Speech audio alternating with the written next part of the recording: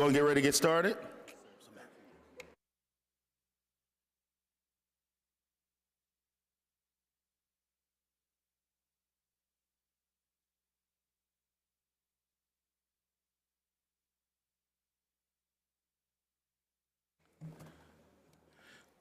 Good afternoon and welcome to our afternoon hearing. Today we are joined by 4 presidents of our state-related universities. Temple University, University of Pittsburgh. Who's that? Temple University, University of Pittsburgh, Penn State University, and Lincoln University. Before we start, if all of the presidents just quickly introduce yourself, and then we'll swear everybody in, and then we'll proceed with opening remarks. So let's start left and come down. Real quick, just introduction. Thank you, Mr. Chair. I'm Joan Gable from the University of Pittsburgh.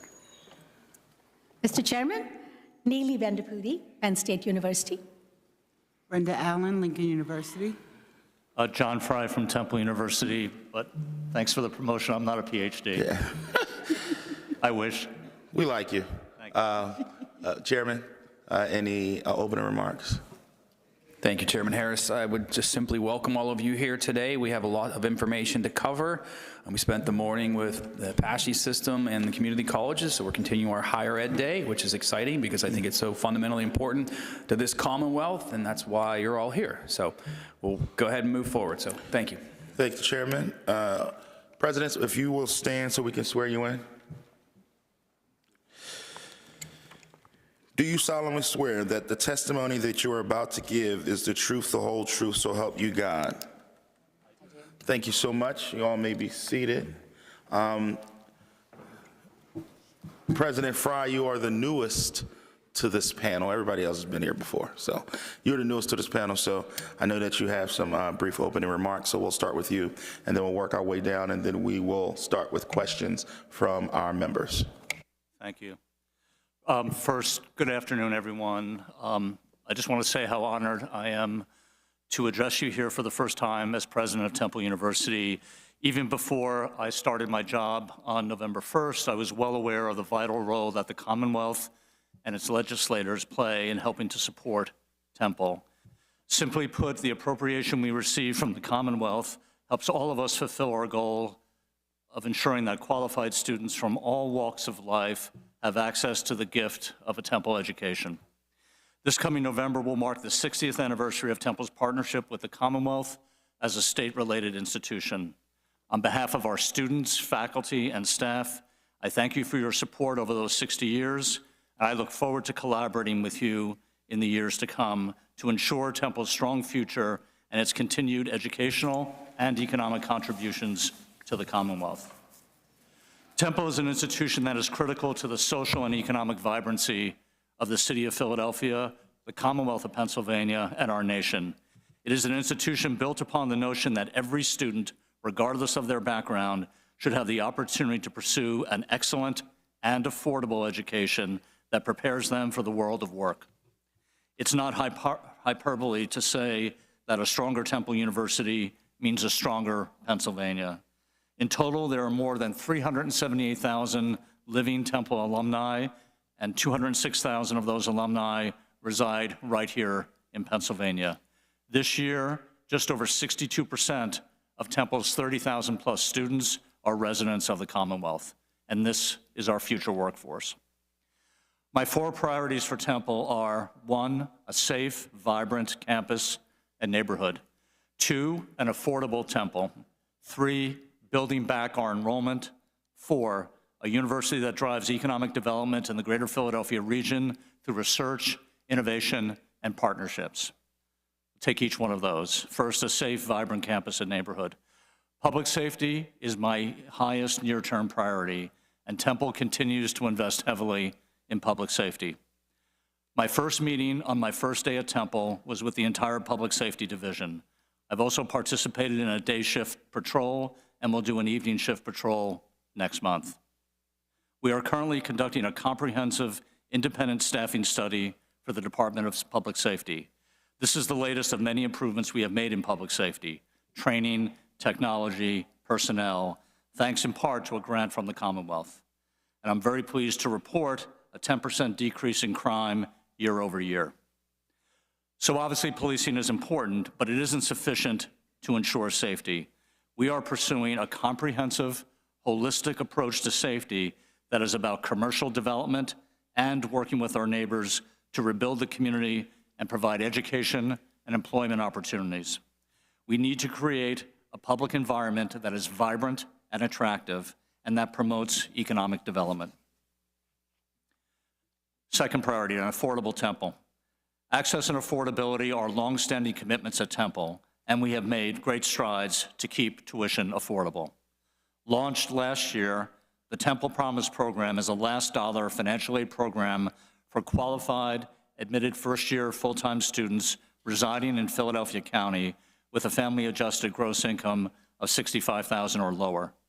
For qualifying students, the program covers all in-state Pennsylvania tuition and eligible university fees, and so far, 500 students have taken advantage of this program. We expect that number to grow significantly going forward. A second program is called Fly in 4. It's Temple's signature initiative to make college affordable by ensuring that students earn their bachelor's degree in 4 years, and along with that, become financially literate. Participants have graduated at a 15% higher rate, so we also know that the outcomes are terrific. We have also made significant progress in reducing expenses and realizing administrative efficiencies at Temple.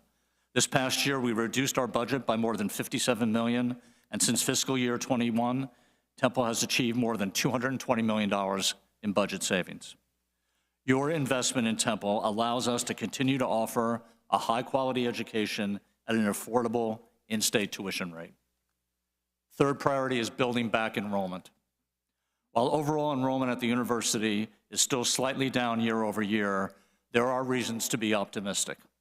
In 2024, there are reasons to be optimistic as this fall's first-year enrollment increased by 30% and transfer enrollment is up 29%.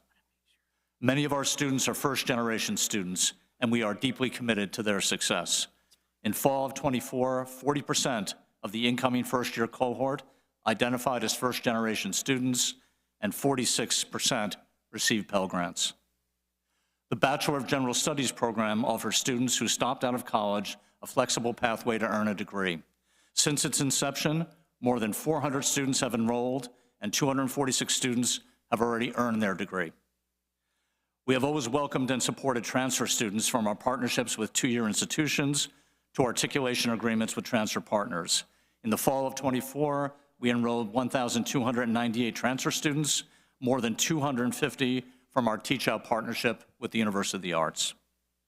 And for Temple, access and opportunity also means helping to ensure that Philadelphia Public Schools students are college-ready. Our programs range from Saturday College, which is a weekend program for middle schoolers that inspires and fosters college knowledge, Before You Soar, a dual enrollment program for high schoolers, and the Cecil B. Moore Scholars Program that provides academic enrichment and scholarship opportunities for students in their neighborhoods surrounding Temple's Main and Health Sciences campuses. Tomorrow, we'll be announcing a new pipeline program in partnership with the School District of Philadelphia and Heights Philadelphia called Temple Future Scholars that will engage students starting in grade 7 and through grade 12 in college awareness and readiness. And finally, we are already seeing strong indicators regarding next year's first-year class, too, and if we can continue to enroll several consecutive strong enrolled classes, we'll once again see Temple's enrollment climb. My hopes are that in the next several years, we'll see domestic enrollment be able to grow to 35,000 students from the 30 we're at today. And then last priority is a university that drives economic growth in the greater Philadelphia region through research, innovation, and partnerships. Temple is committed to the economic revitalization of the North Broad corridor between our Health Sciences campus and our main campus, and we have invested in South Broad by acquiring a key University of the Arts building for our Center City campus. We play an important role as Philadelphia's public university and as an anchor institution in our city. Temple University and Health System is the 4th largest employer in Greater Philadelphia, providing family-sustaining jobs to nearly 20,000 employees. Our annual economic impact is approximately $9 billion. We have sponsored research of about $292 million, and we're very focused on the commercialization of that research. In 2024, we started something called Temple Innovation Nest, or iNest, to bring communities together to translate innovation into meaningful products for public benefit. The iNest builds on momentum generated by our portfolio of startup companies that has raised more than $130 million in private investment in grants in the last 3 years. And we are reimagining how we think about community impact and civic engagement in our role in revitalizing our community.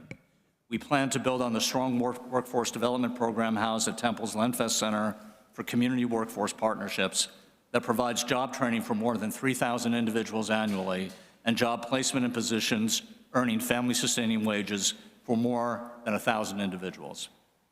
Finally, for the 2024 graduating class, 77% reported full-time employment or continuing their education.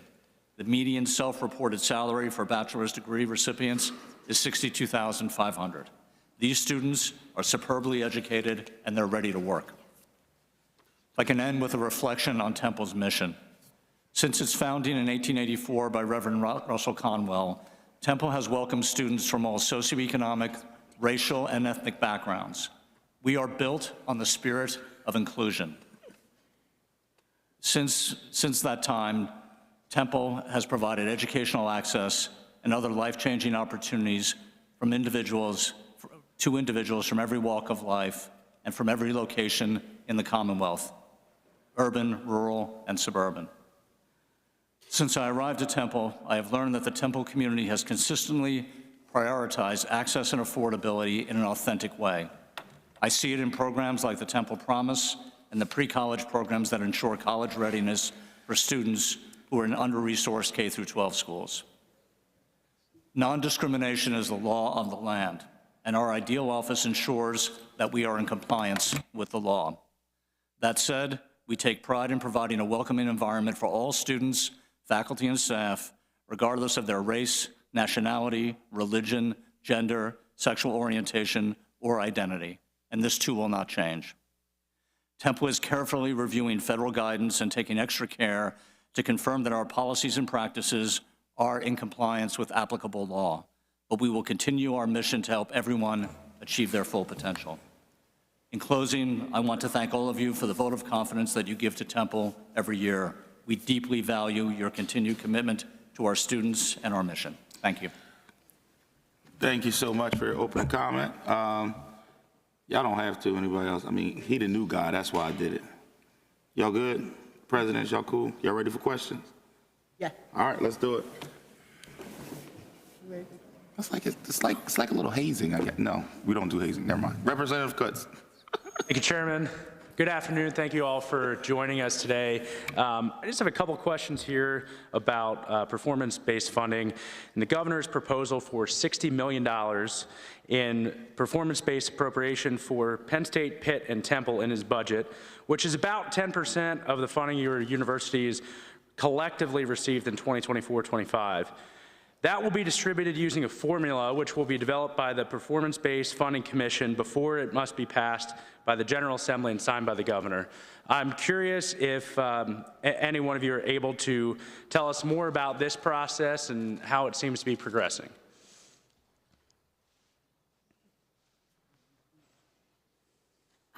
We have teams that are working on it, sir, and some of them are here to talk about it. Overall, Penn State has been, and I have been, a strong proponent for performance-based funding. It increases transparency, it increases accountability, and hopefully it even gives us a chance to participate in our own futures by saying, what are we doing, what are the levers that we need to use? My understanding is that there are parallel processing. My CFO is here, who is on representing Penn State in those conversations. Certainly our government relations folks have been very actively involved. And we as presidents will also have an opportunity to talk about how we work on it together. Glad to provide more context on how we think that should be framed, but I hope that answer. Yeah, I appreciate it. I'm curious actually into specifics here. Are there anything that jumps to your minds as presidents, what you'd like to see, what specific measures you'd like to see included in that formula? Overall, it should be, when you look at performance-based funding, not just here, but across the board, it's about aligning incentives. It's about making sure that the best interests of the Commonwealth of Pennsylvania are being reflected in the metrics that we create. Broadly speaking, they fall into 3 buckets, whatever metrics we use. I'm not a fan of 100 metrics. It's simple, so we can guide our, of what we are trying to do, input. So there should be some reflection in there about the students that we serve. If we have a high proportion of students who are first-generation college students, or if they are low income, we want to be able to account for that.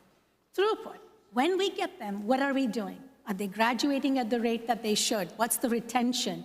What are we doing to make sure that they do well while they're in our universities? And then finally, you want to look at the output. What's happening after?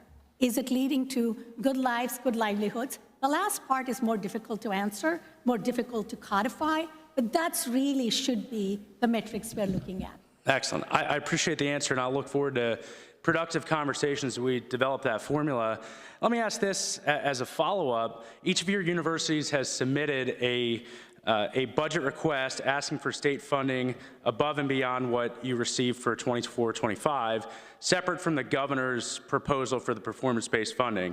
So I'm curious if you can tell us, which plan are you here advocating for today? Your above and beyond funding that we've received, or the $60 million performance-based? I know that for me, we need both. We are truly hoping to see both, and my team will attest to one of my favorite quotes ever is, "In God we trust, everybody else bring data." So this is about data, and I want to share one thing with you. For Penn State, right now, when you look at per student funding, which is what it's supposed to be, by the way, all the data that I'm sharing come from the February 2025 Joint State Government Report. So whether it's per Pennsylvania student or per FTE, if you look at it, sir, right now in our base appropriation, for us to be brought up to the same level as my peers here, we are down $156 million. So let me ask you this, then. Am I correct that you're saying you need both performance-based funding and the extra increase, which for Penn State, you're asking for $375 million, which is 12% more, or about $40 million more than last year? And sorry. Go ahead. You're saying you need both. You are correct, sir. What I'm trying to say is that if you look at the funding we currently have, which in performance usually is tied to your enrollments, it's not just per Pennsylvania resident funding. By the way, I'm not advocating you reduce it for my peers, because we still overall are not doing as well as our peers. Ma'am, I am so sorry to interrupt. I see the yellow light's on, and I have one more question I want to get to so that Chairman can cut me off at 5 minutes. May I just ask each of you, if you get the performance-based funding and the increases that you're requesting, can you commit today to freezing tuition for the next year with that budget request? Just a yes or no straight down the line, please. Our request from the increase over last year helps us offset the cost of attendance for in-state students and has been tied to inflation. And then performance-based funding is for us to make the partnered investments in the programs and outputs, as my colleague describes, that serve the Commonwealth. They weren't described in their amount as the amounts that would hold tuition flat, although we have held tuition flat on all the regional campuses. Okay, I'll take no, I would assume. We will commit, if we get both, to keeping Pennsylvania undergraduate students' tuition freezing. Thank you. I hope that makes sense too. Thank you. I'm not in the performance. Yes, correct. Yes. Thank you, and thank you, Chairman. Appreciate it. Thank the gentleman. Representative Waxman. Hi, good afternoon, and thank you all for being here. It's wonderful to have you all here. President Fry, I wanted to ask a question about Temple University's reliance on public transit. How important for students, for faculty, for staff is SEPTA and related transit agencies to the university? I would say public transit is one of our most important competitive advantages as a university. in terms of accessibility, in terms of a bunch of other things. So just some points. About 50% of our students, faculty, and staff take SEPTA daily. That's 20,000 people from Temple, on trains and buses every single day. We have 2 subway stops at our main campus. We have 2 subway stops at our health sciences campus. We have 1 train station on our main campus. And by the way, that train station is the second busiest in the system. The first, by the way, is Drexel Station in University City. And we have 3 bus routes, too. So this is a vital connection to the city and the region for us. And again, one of our most important advantages. And as a follow-up to that, if services, the 20,000 people each day that are moving through the public transit system to get to Temple, if those services were disrupted, they were reduced, does Temple have, let's say, the funds available to construct parking garages? Let's say if people started coming in a different way, I mean, what would be the ramifications of that for the university and the costs associated with it? Well, I mean, first of all, we'd have to find the land, and as you can imagine, well, as you know, because you're from Philadelphia, this is a tightly packed campus. It's not like we have land all over the place that we can say we're going to allocate that to a parking garage, number one. Number two, structured parking is enormously expensive, and the lead time from planning to implementation for a garage is going to be 3 years, which is probably not going to help us with the immediate problem. And then there's the issue of affordability on top of that. So it would be a big lift, and we would have to completely rewire the way people access the campus, including probably having to do more online, which I prefer not to do. We want our kids on our campus. So the ramifications of not acting on public transit would have a very direct impact on your budget and the cost of doing business in generally for Temple University. Profound. Okay. Thank you so much. We thank the gentleman. Representative Ecker.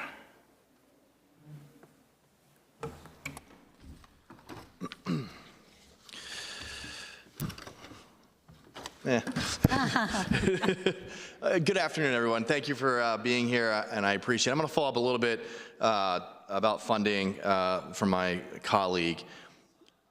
In addition to the general fund appropriations that you receive, it's my understanding the universities also receive some capital funding from the state as well. What has been your recent schedule of capital projects, and what building projects have you recently started with these funds? I would have to go back to our CFO to know which of the projects that we have underway, which of the resources available, or which of the funds were the appropriated funds to support them. But we would be happy to provide a report to you accounting for all of this. Yeah, well, how about we just do this? If you each could provide a report to the chairmen of this committee of those projects and the state funding that was received and timelines of the, I think that'd be extremely helpful, especially given the amount of increases you guys are asking for this year. I think open transparency is really important there. So I'd appreciate if you could get that to the chairmans. I'm going to shift real quick here. I always ask the ag question, so I know Dr. Benaputi is ready for this. But obviously, I'm in a district that has a really big ag research Penn State extension program. I was happy to see the governor working, values that as well. Again, but I think it's also important to note it's another funding mechanism that's going to Penn State.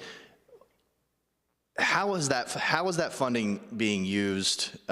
Is that sufficient in your estimation? How is that funding being used throughout the Commonwealth? Just to be crystal clear, when I talk about per student funding, we use all state appropriations, so I'm trying to include all of that to talk about still the disparity over 50 years. But back to ag, sir, it's critical.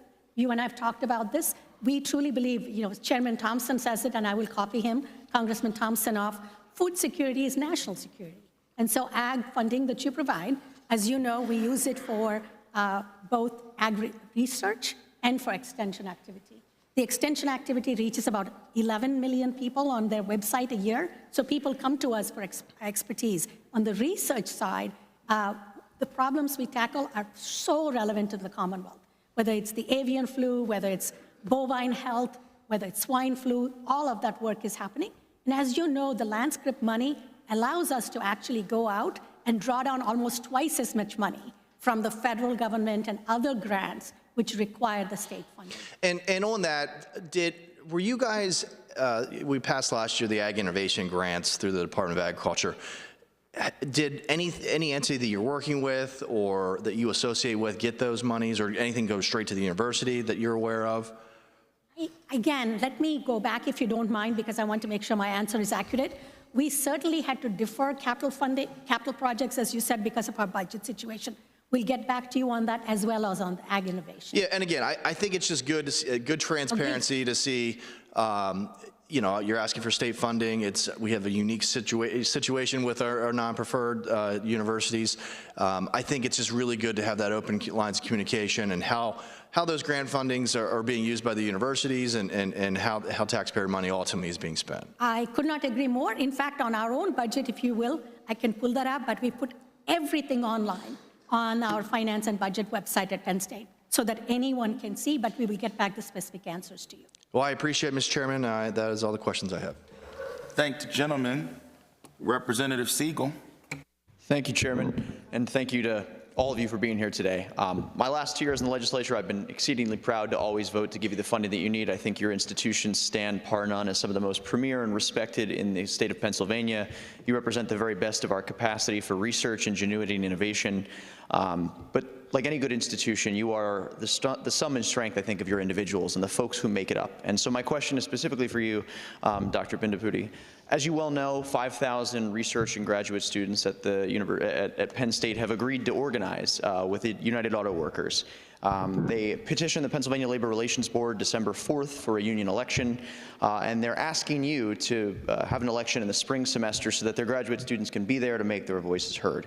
As I said, I've always been proud to support the expenditures you need to deliver for your students, but I also want to make sure that we're supporting institutions that stand by and support the folks who make them up and stand with the workers and individuals who make the success of those institutions possible. So can you commit today publicly to supporting that unionization drive and supporting it in the spring semester so those graduate students who I think without you would not be able to do the work that you do, give them the chance to make their voice heard and be recognized?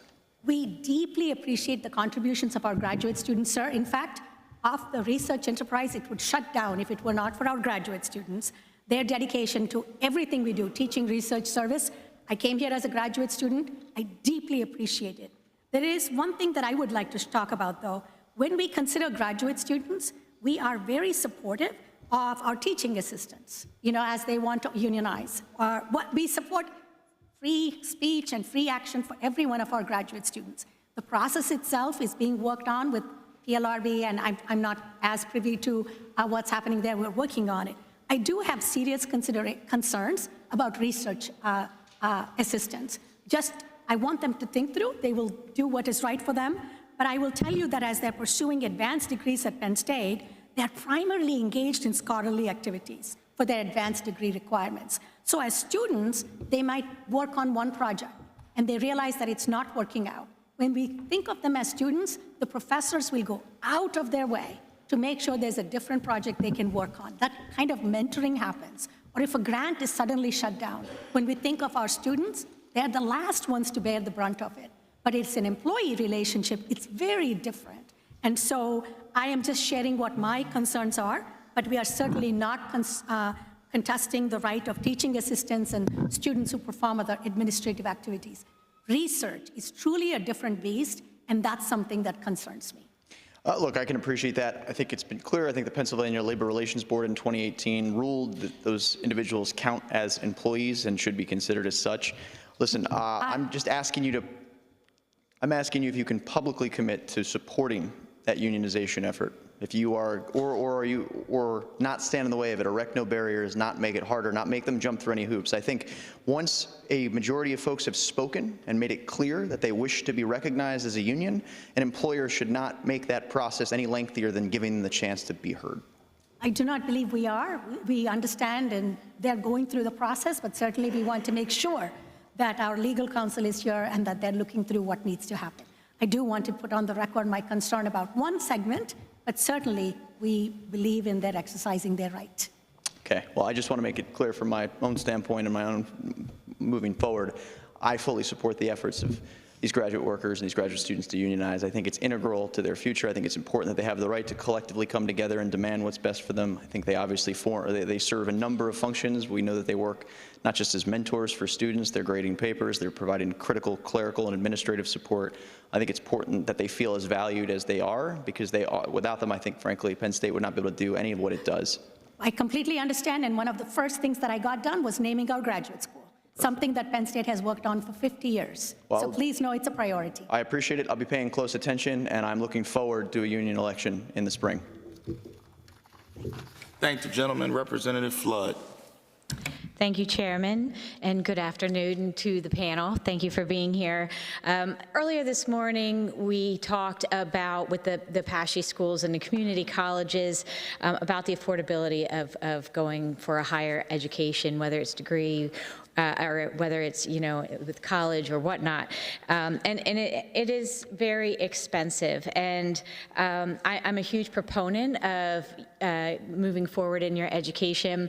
I had discussed earlier, too, at the FIA seminar that I host to educate families about ways that they can fund colleges for their student or even for themselves. And it was noted that a student with a higher education can make, over their lifetime, $1 million more than someone with just a high school degree. In the last year or so, there's been new changes to the system with FAFSA, and it's been really difficult for parents to navigate. The timelines have been pushed off. It's been really, really difficult. And so I am wondering, how do you think that FAFSA system is functioning now? Would you say it's back to normal? And are you still having concerns? I'll start with that one. Thank you for the question. I think we would call it a new normal. It has not reverted to the process that was used before. It's significantly better than it was during the peak of the most challenging times during the last admission cycle. And so I want to say, and I know I speak for my colleagues, that the recruiting and admissions and financial aid staff at all of our universities, and I know this was true at PASHE too, were personally on the phone with applicants and students, trying to make sure that the confusion that was resulting from last year's process did not affect their ability to tap into the social mobility that you describe and the opportunity that we're also committed to. This year's cycle is smoother and more on track in terms of the timing of the admission cycle, and so I would describe us as cautiously optimistic, at least at Pitt. Okay, thank you. And then that leads me into my next question, because, and this is specific to Penn State, but if any of the other board members have, something that they want to contribute to it, that also I would be happy to hear. But I had a constituent that is a student at Penn State, that the money for their PA State grant through FIA has not been released. And so they are now, that should have been released back in September. We're now into September 24, we're now into February 2025. They have this outstanding balance. They're eligible for late fees. And I had spoken to FIA. They had assured me that this was not an issue on their end, but it would be more within the Penn State system.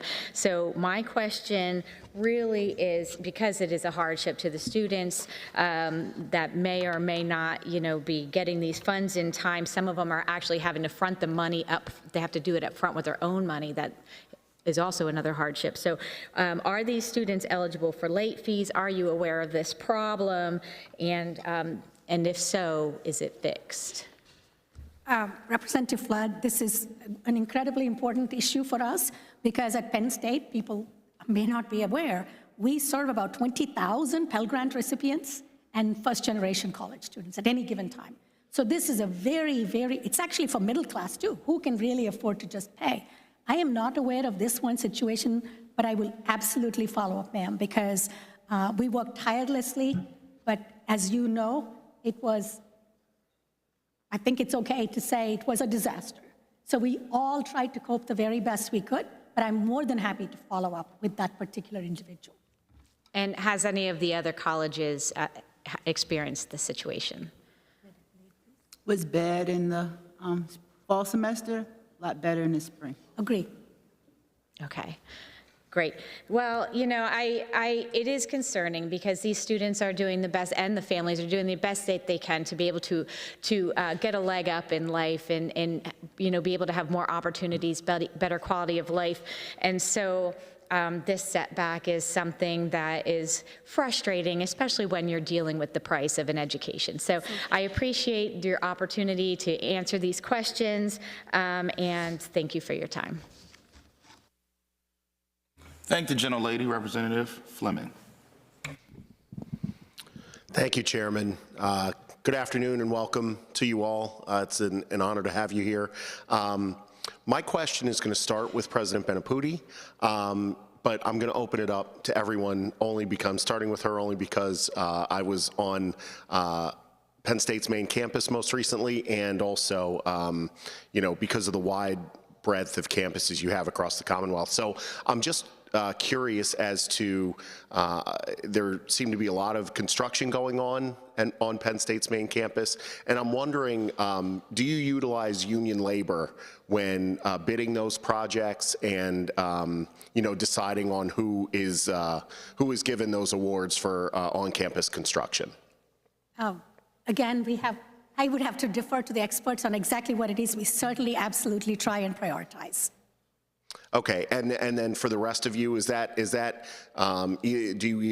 your campuses have, or your boards have project labor agreements in place, or you know, we'll just Madam Chancellor. Thank you. I actually would have to ask whether we have those agreements in place, but we have a very close relationship with all of the unions in Pittsburgh and work very closely with them on all of the projects. But whether that's under a pre-contractual agreement with the board or with the university as an institution, I'd have to confirm. Okay. How about for Lincoln, Madam President?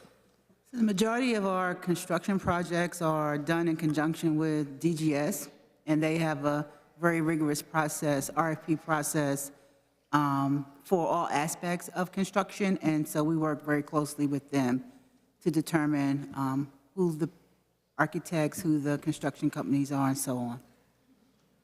All of our projects are union labor. We have outstanding relationships with all those unions, and you know, we're partnering to innovate going forward, given the amount of activity we're anticipating in the future.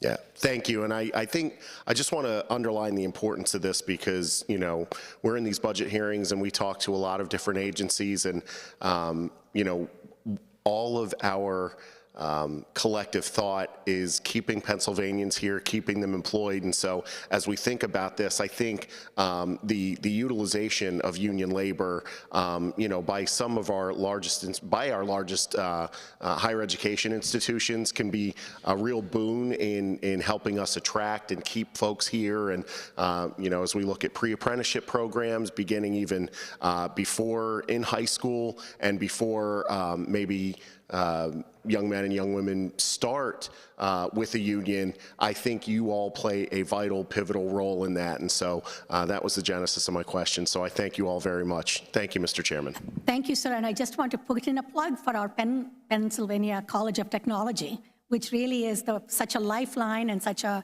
great resource for many of these professions. Thank the gentleman. Representative Alsinger.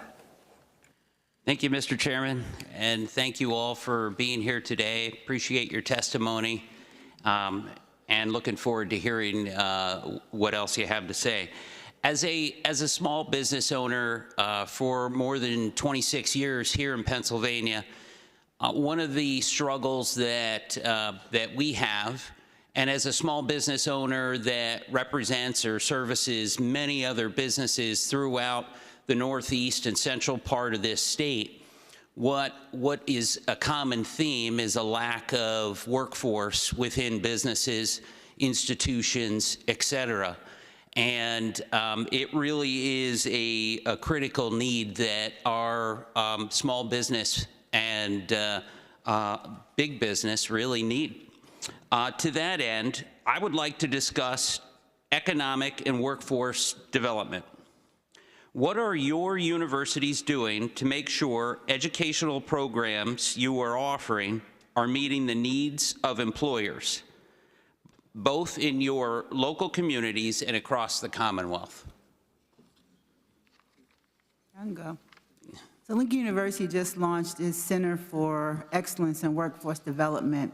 We have in fact begun to expand our portfolio to include those kind of micro-credentials and certification opportunities that are so much the need in today's workforce. We will be beginning in the next month a program specifically for medical assistance. Then in April, we'll start a couple of programs in cybersecurity, looking to support some work in phlebotomy. So just really looking at the state and where some of the more high-need jobs are, what that specific training could be, and then to offer an opportunity for individuals, especially in the Philadelphia area, to be able to take advantage of these certification programs with the kind of support through the curriculum as well as support through finding a job that will be necessary to get them into the workforce. Thank you. Thank you. Do you have a process in place to look for new programs or majors you could develop to meet the needs of the workforce for employers? I'm happy to speak about this, sir. You are asking about a question I'm so passionate about, so I'll try to be very brief. It's a critical issue for Pennsylvania. We are the 5th oldest in the country in terms of the population, and if you look, so I didn't come out right, our population is among the oldest if you look overall, and that's not changing. And in fact, our median age will be in the top 10 states in the country. So the workforce need is huge. I truly believe at Penn State University, we are an incredible pipeline. Any given year, we educate 50,000 Pennsylvanians, 42,000 undergraduate students. So we've traditionally been the workforce engine along with our peers here. We are absolutely focused on it. For every location, we're doing deep dives, not just what does the Commonwealth need, but really areas. What does the rural T need? What does Northeast need? What does the Southwest need? We've done that work. We're really analyzing. And we are very proud of our internship programs. We're ranked #3 among public universities for those internships. Why I keep bringing that up is for students to stay. First, they need to know what's available. The extent we can wait, we should not wait till they're done to say what the workforce needs are. So we have a big effort underway to see how we connect each of our students to opportunities right here in Pennsylvania. We need them to stay. But I'm happy to talk about it offline. Thank you. Thank you very much.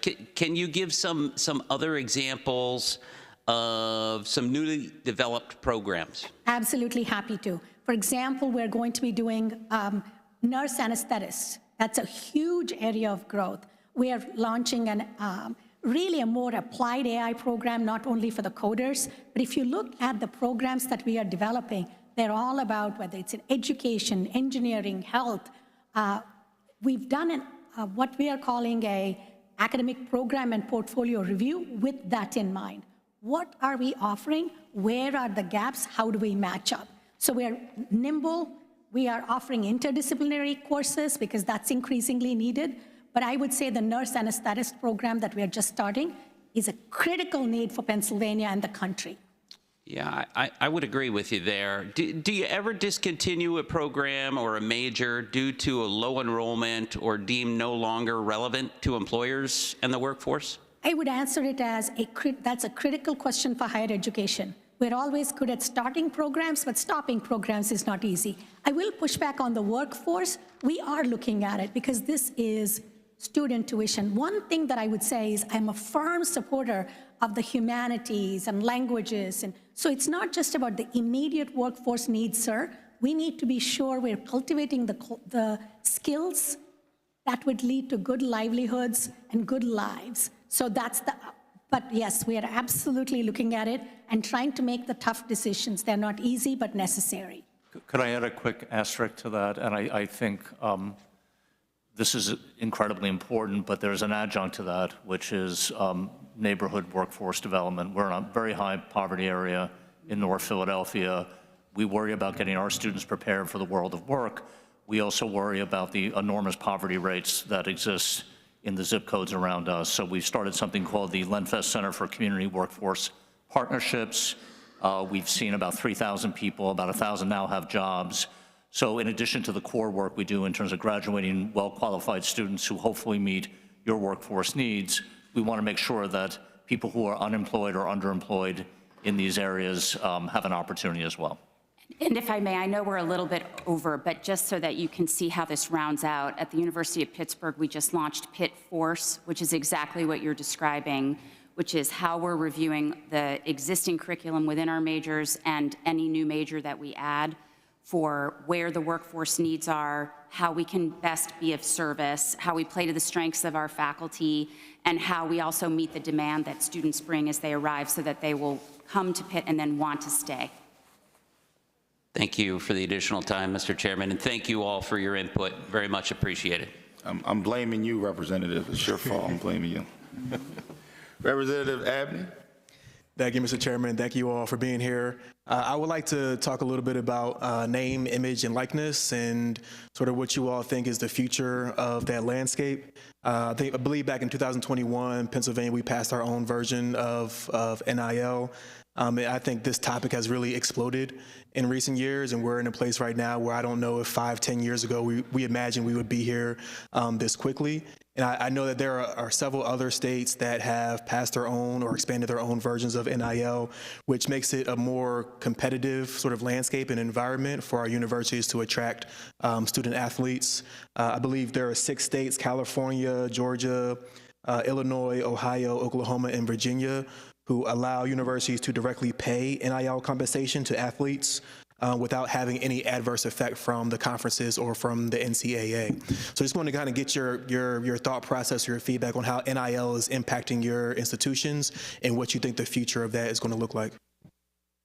I'll start, although I know who you really want to hear from on this question. Could not agree more at the amount of change and the pace of change in the intercollegiate athletics environment. And we were very grateful to partner on the development of legislation within the Commonwealth that put us in a more competitive position. It is very possible that as the ground shifts, which it's doing very rapidly, that there would be a conversation that we would want to have again. But where we are right now is in a very rapid state of change, awaiting word on the national standards, which have been evolving very quickly and which we expect to hear more about actually within the next few weeks with what is referred to as the House settlement. Those of you who track this closely would know that that's coming soon. That is a very significant pin in the map, so to speak, in terms of how the entire process of the student-athlete experience and the financial resources available to them through that experience is shifting. So yes, there's much appreciation for where we are now. The future is changing, and that may inspire additional conversations. And we are also in the midst of a pretty significant amount of disruption as well. Oh, I agree. You can't beat an attorney in the answer to how to do that. I agree, sir. It's truly a changing landscape we're all monitoring. And I think April 17th, is that the House settlement? So right now, we will come back to you as things evolve. I think what I worry most about now, first of all, this is not sustainable financially. I mean, this is just an arms race out of control. But beyond that, I really worry about the impact on our student athletes. I mean, they are, after all, our student athletes. And I think the sort of pressure that come from things like NIL, the use of the transfer portal, I think this creates a very disruptive experience for them academically. And we know most of them are not going to go on to become professional athletes and make their living that way. And so I think we also have to sort of wonder about how's all this impacting the people who are on the field or on the court. And I would submit probably not well in the long term. Gotcha. Yeah, well, I was not fortunate enough to be a student athlete. I was just a student. But I did have a lot of friends in my class that were student athletes, and they often talk about a lot of the challenges that they experienced in order to just have food or to have money in their pockets. So I definitely want to figure out how we can do everything that we can to protect our young folks. I think there's also a better need for student athlete and agent contracting, and when it comes to that being in writing, I think that protects the athletes, it protects the coaches, it also probably protects you all as the universities when it comes to litigation and things of that nature. So I'm committed to doing whatever we need to do here in Pennsylvania to help move that forward. So thank you all for being here. I appreciate it. Thank you. Thank the gentleman, Representative Barton. Thank you, Chairman Harris, and thank you, panel, for being here today. And Dr. Benaputi, I'll direct my questions to you, but certainly open to anybody else that may have comments. And the 124th Legislative District is in Berks and Schuylkill County, and so I'm blessed to have 2 Penn State branch campuses.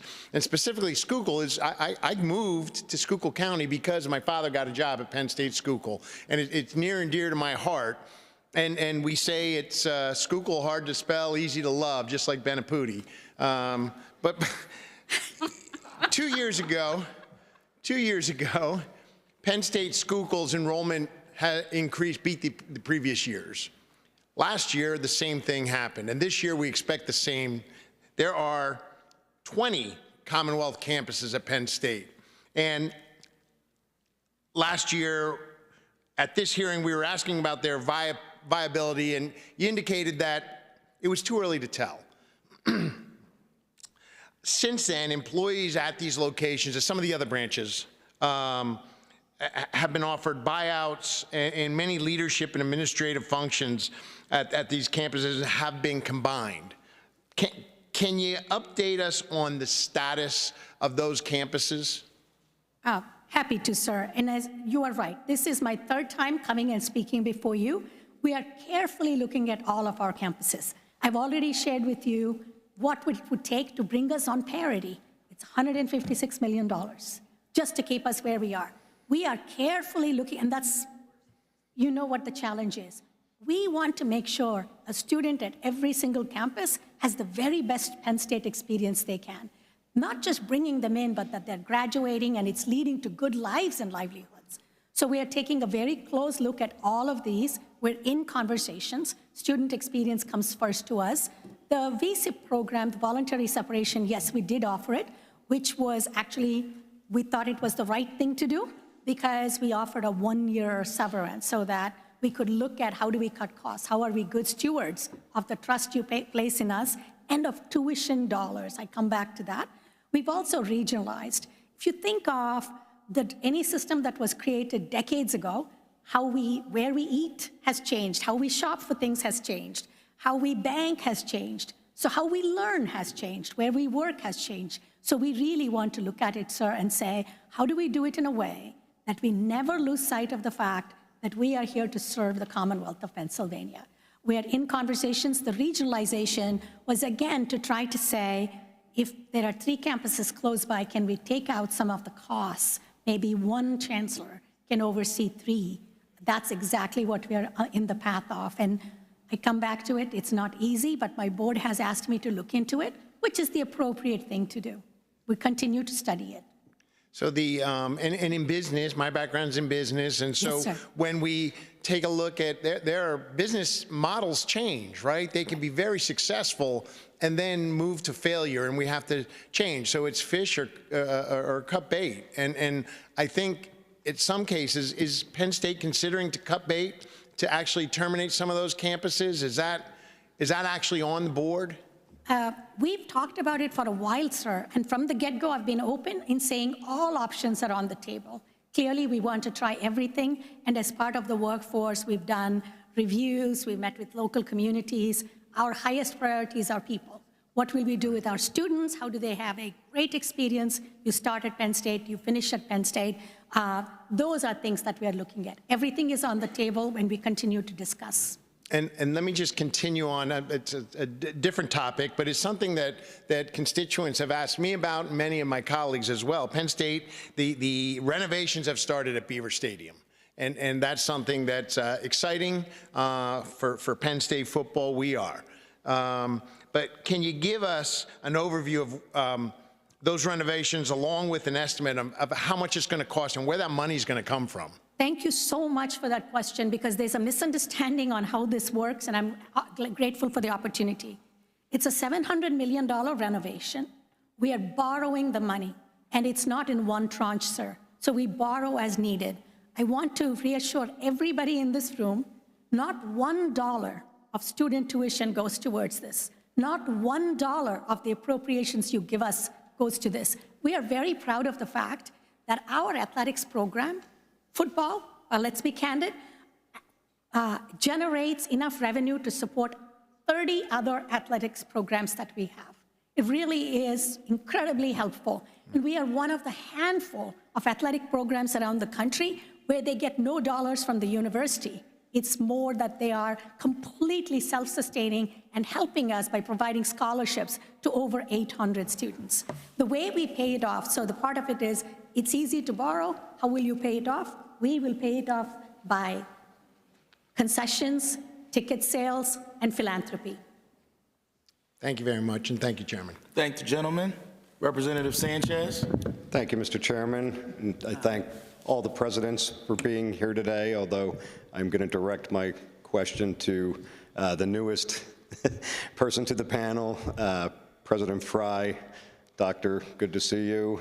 And as a proud Temple-made lawyer, I can't say enough good things about my educational experience there, and want to hear about your vision. I know you laid some of it out in your opening statement, but your vision for your anticipated tenure, and you highlighted the importance to the North Broad corridor and the surrounding neighborhoods.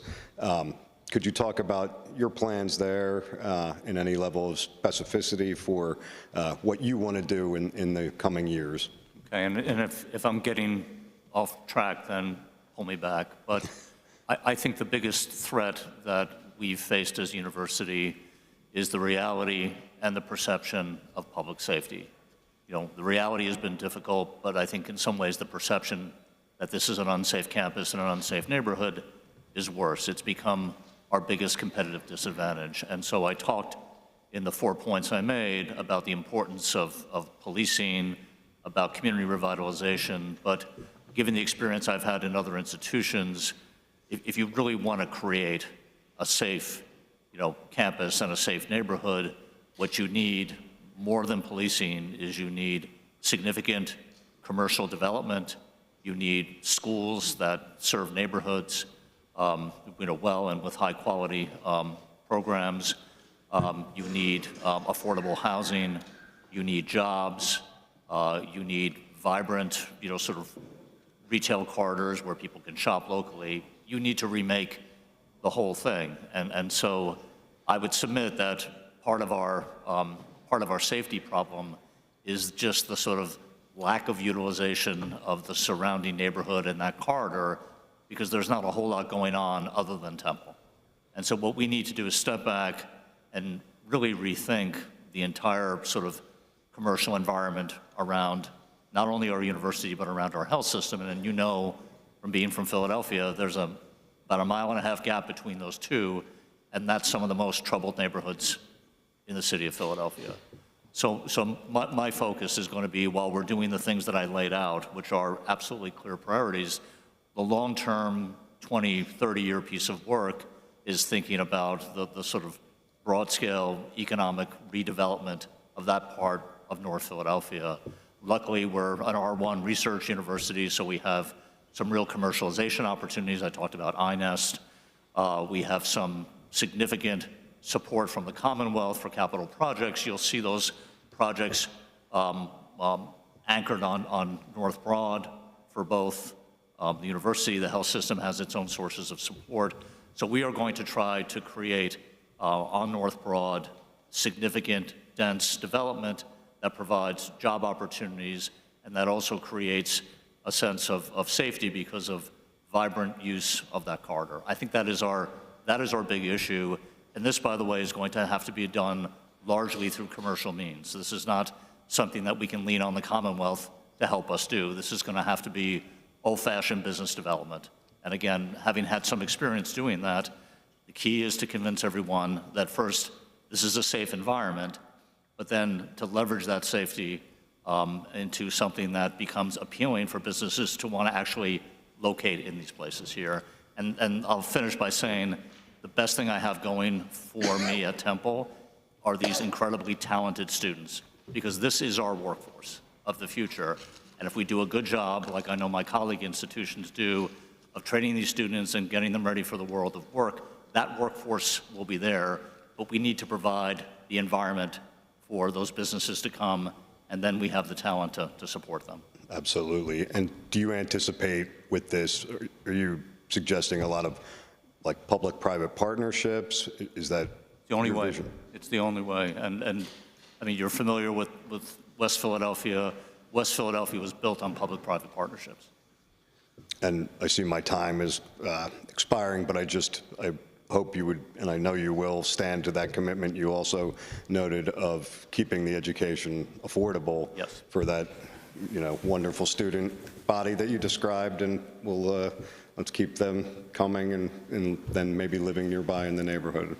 Thank you. Yep. Thank you. We thank the gentleman. Representative Marcel. Thank you, Mr. Chairman. Thank you to all of you for joining us today and for everything that you do for the students across our Commonwealth. I wanted to switch gears a little bit and talk a little bit about community colleges in Bucks County. Our new president has been trying to show the value of being able to go to a community college and then, any of your universities and PASHE schools, and just kind of showing, because affordability is such an issue, how that sometimes can make it more affordable for a student, to end up at one of your universities. And so I just wanted to see, first of all, do you track how many students are coming into your schools from community colleges? Do you have that number? If not, can you provide it after today? We track it, we're proud of it, and I'm happy to tell you that last year, we signed a comprehensive, easy to transfer back and forth with every single community college system in Pennsylvania. In fact, the students who come to us from community colleges outpace, in many occasions, the students from our campuses. We would be glad to get you that number. Okay, thank you. Anyone else? First of all, I know your president well. I worked with him at Drexel. He's terrific. We've already met to talk about this, and I don't think our system is as well worked out as Penn State's. I do know at one point we had many more transfers than we have today, so it's a clear priority when we talk about building back enrollment to get those articulation agreements signed again, to get those partnerships renewed. And I am a total believer that that kind of platform for the first 2 years will definitely lead to success at Temple. So we're very committed. And I'll just throw in at Pitt, be very happy to report back to you on the exact numbers, but we have a whole transfer recruiting initiative, a whole set of activities particularly targeted to the unique needs. So in addition to the academic credits transferring, there's also the student experience of coming in a way other than as an incoming freshman, which is why we're all learning as a sector, and you're starting to see such great success, great graduation rates and retention rates across transfer students. We're also part of a national program that's being put on by the American Talent Initiative to pilot new types of transfer initiatives to ensure that students who start in community college do know the full breadth of options they even have with four-year degrees or beyond. And so we're very proud to be a part of that ideation about the future of what this looks like too. I appreciate that. And I think just thinking about whether it's the articulation agreements or different ways that credits can be transferred, if there are different pieces of that should be considered or shared in terms of best practices between the different types of universities, I think that'll be interesting if you can provide that to us, because I know my time is limited. Do you think that some of these agreements and initiatives that help to encourage those credit transfers should be a part of the performance-based metrics that you guys are looking at? Looking at essentially the measures that you're getting measured for funding. Is that something that you either are getting, evaluated now, or should you be? Just wanted your thoughts on that. I believe that's part and parcel of it, because if you look at retention and graduation rates, that would be part already encompassed in there. Okay.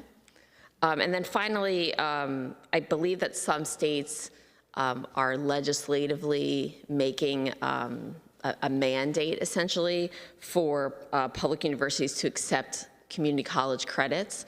Do you think that that's something that this assembly should be considering? Don't know enough about it, but as I said, now we have articulation agreements with all of our community colleges, and we are trying actually to make it simpler, so it's the same process across. Go ahead, Brenda. As to say, in North Carolina, they have a true 2+2 agreement. So if any student in a North Carolina community college finishes an associate degree, then they're guaranteed to only have 2 years if they transfer. And they've actually set up a transfer portal online where you can take your courses from your community college and put it in the system courses at the four-year schools and find the school that's the best match for you to be able to finish in 2 years. The third part of that was that they actually got all of the institutions together to work with the community colleges to ensure that whatever those associate degree courses are, that they had the right content so that when students matriculated to the four-year college, they didn't have to retake some of those gateway courses, that they could go right into a major. I used to work in North Carolina, so basically all of that has really helped for North Carolina to have a true 2+2 agreements between the four-year and the two-year colleges. Thank you very much. I know my time's up, Mr. Chairman, but I appreciate your comments, and I look forward to seeing some of the things you're going to provide to us, and thank you for the North Carolina information. Thank the gentlelady. Representative Salisbury. Thank you, Chairman.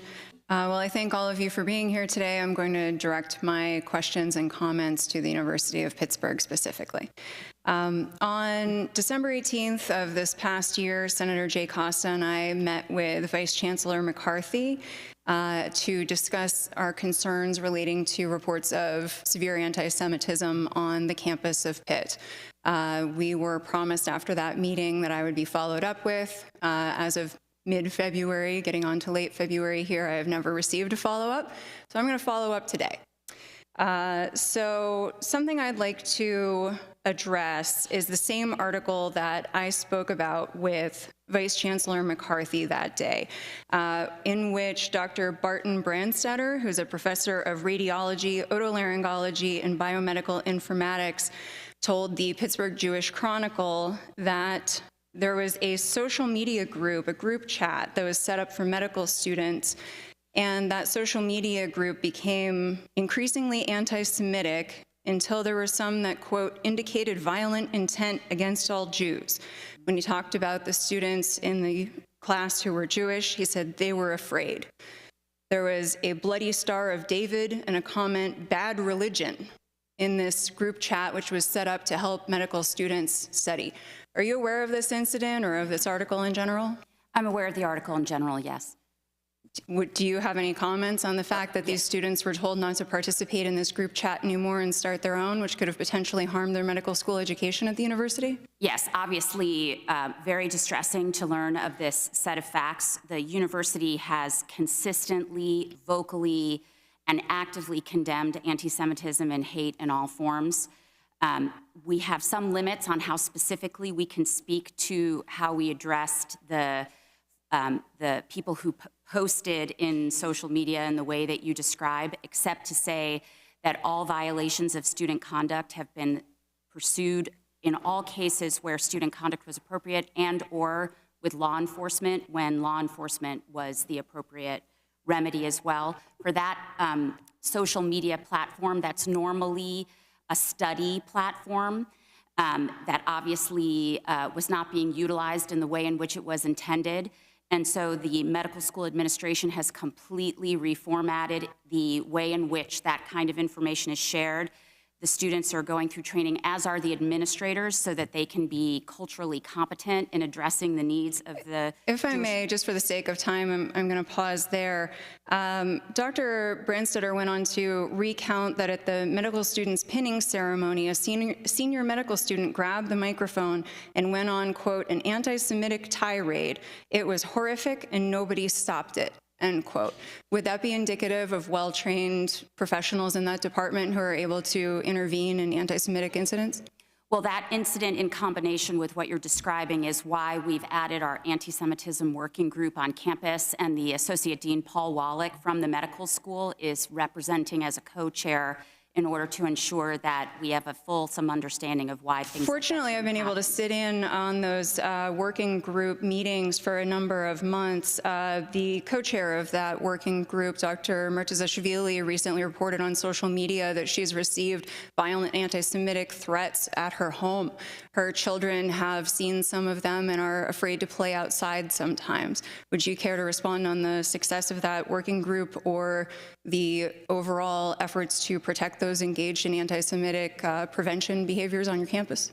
I'm not sure which working group you're sitting in on. The one that I'm referring to was just formed by the Senate in December and hasn't started the work yet. We're still populating the working group, so there are three co-chairs. So there was a previous group that was in place for a number of months that was held up because the university created a bit of a catch-22 where the working group on anti-Semitism was not able to continue its work on anti-Semitism until they defined anti-Semitism. But because the working group itself needed to define anti-Semitism, there was no definition of anti-Semitism to engage in the working group on anti-Semitism. So I believe there was quite a good amount of time that was lost. While I do appreciate that the university has put some effort into providing some trainings on campus, I'd like to refer your attention to a Jewish Chronicle article from December 18th of 2024, subsequent to the medical school incident, in which an associate professor of psychiatry at the University of Pittsburgh School of Medicine, Andrea Beth Goldschmidt, reports that a group of 5 people came into one of these DEI trainings that was provided by the university and handed out copies, interrupting the event, handed out copies of literature indicating that Jews have a hidden agenda, and that the Office of Equity, Diversity, and Inclusion seemed unwilling or unable to act in the face of this disruption, simply standing silent. Does that sound like the Office of EDI is able to respond effectively to anti-Semitism at the university? The Office of OEDI has been responding effectively to anti-Semitism, and the remarks that the flyer was handed out silently. The entire interruption was 30 seconds of a 2-hour session, and it never paused, and the process was addressed at the opening of the session, where the OEDI office described how such incidents would be handled at the time. If I may ask of the chair permission to ask one more question? Thank you. Subsequent to that December op-ed by the doctor of psychiatry, we have another article from the Jewish Chronicle in Pittsburgh from January 26th of 2025, in which student Olivia Baer is quoted as saying, "The normalization of Jew hatred is horrifying." She recounts her professors offering students extra credit for attending anti-Israel protests but not pro-Israel protests, and details incidents in which her fiction class, her class on American jazz, and also a number of her French classes indicated that they had mandatory content related to Judaism and Israel. Is it common for students to be forced to engage in protests in order for extra credit at the university? Any professor who has asked a student or suggested an activity outside of the classroom, whether it's related to a protest or anything else that is not tied to the curriculum of the course, is acting against the AAUP standards for what academic freedom contains and has received a conversation accordingly. Thank you. I see I'm at the end of my time, and I thank you for indulging me in my additional question. Thank the gentlelady, Representative Brown. Thank you, Chairman. And I'm going to continue the line of difficult questioning, but this time for President Bendapudi. So I'm very concerned about some of the changes that the university has made recently without the input of the General Assembly or the alumni, for that matter, as it relates to the selection criteria of candidates, alumni candidates, to the Board of Trustees. As you're aware, the board recently determined that the alumni trustee candidates will not be listed on the ballot unless a board subcommittee approves them, and this has never been the case before. And now only alumni that pass a test established by the board and that can be changed by the board at their pleasure, only those approved by alumni can even have their name placed on the ballot. I've had a number of constituents in my district call me concerned about this move, and I can tell you that people are not happy about it, and the optics on it are not good, as I'm sure you're aware, as it looks like a conflict of interest, that the board is mainly concerned with picking and choosing the muscle in which the candidates will be serving on the board. So I'm interested as to why the university needed to make this change. Representative, as you are aware, I report to the board. These are all my bosses, and this is not part of something that I am involved in. There was a group that had been working on their governance and how that would work. I'm happy to share your concerns. And I do know that there have been multiple opportunities by which the board leadership has tried to share it more broadly, but I'm happy to take that back. Did you support the change? I report to them, and I have no say in it one way or the other.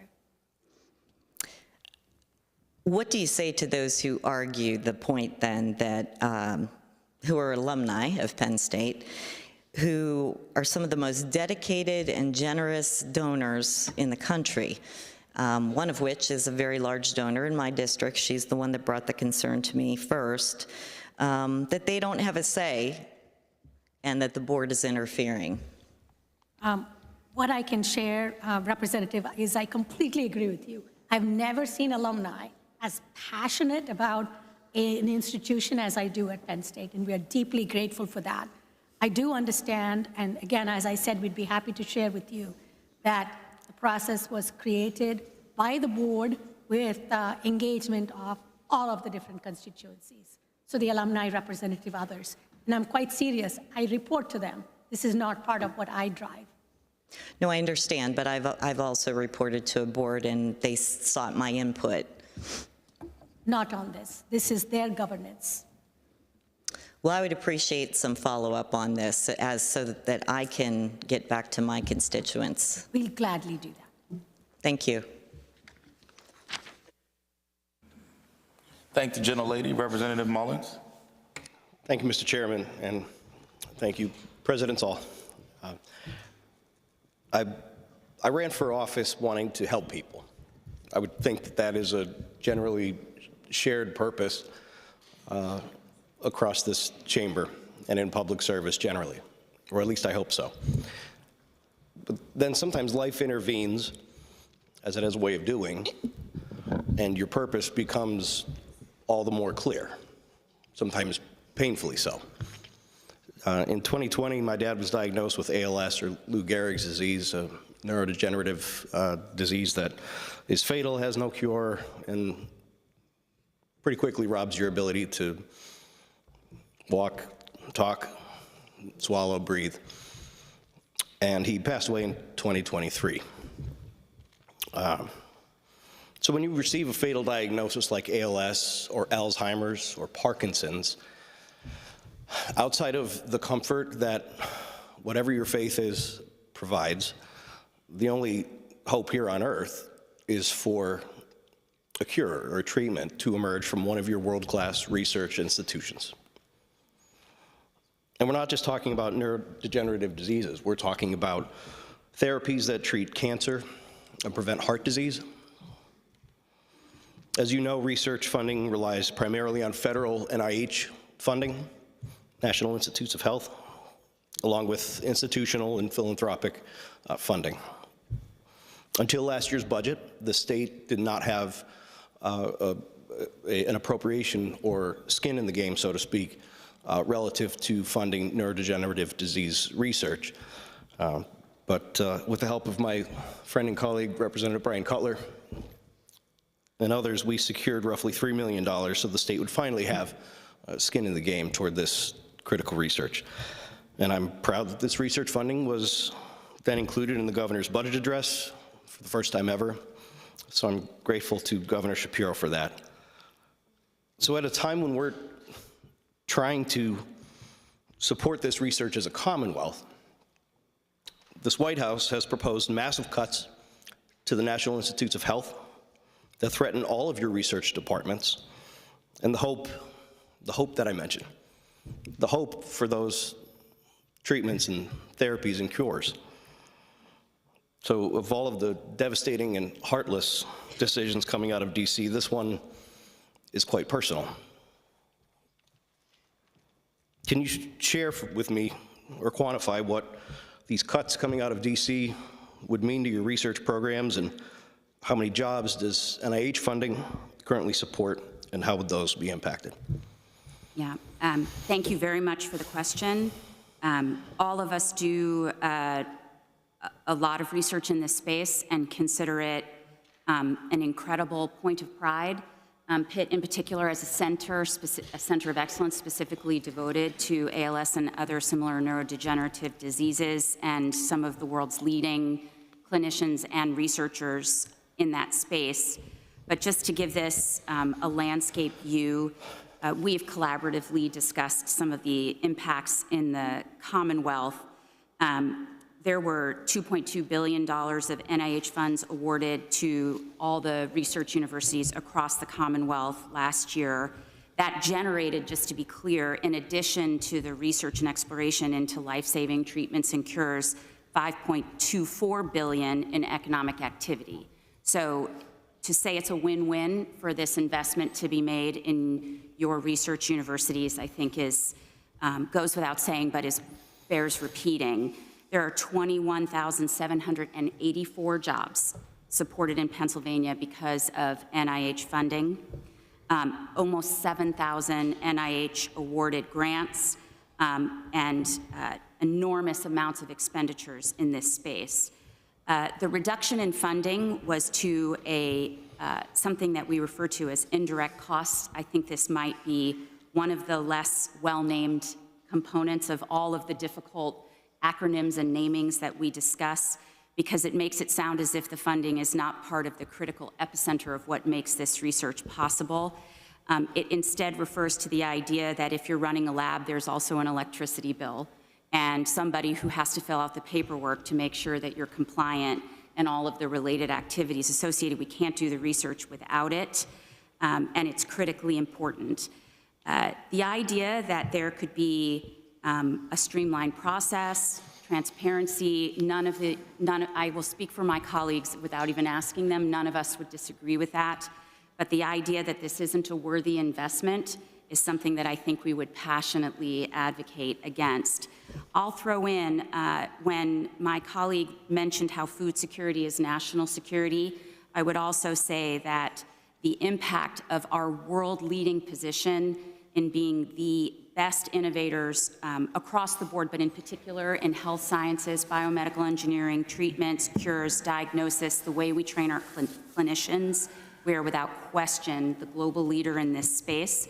In the absence of the ability to invest in this space, I think is a grave area of concern from a national security point of view as well.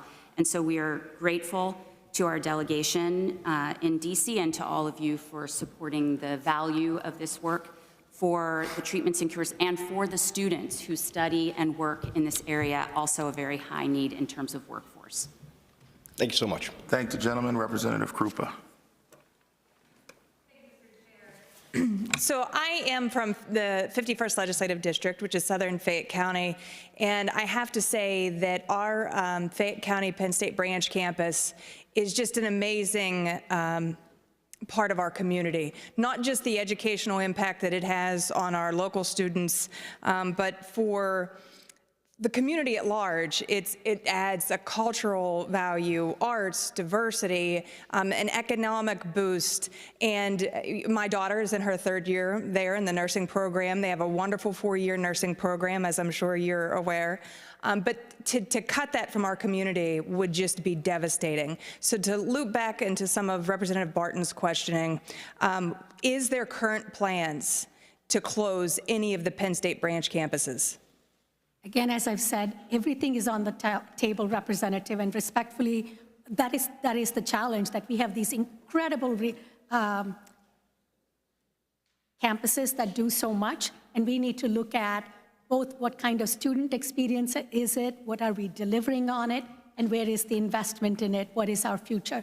So we're looking at all of them, and I'm delighted your daughter's having a wonderful experience. Thank you. And in terms of the factors that you're looking at with the individual branch campuses, is it safe to assume that this isn't a blanket consideration of closing all the branch campuses? Of course not. Good. So what factors is going to make a particular Penn State branch campus more vulnerable when you're doing that analysis?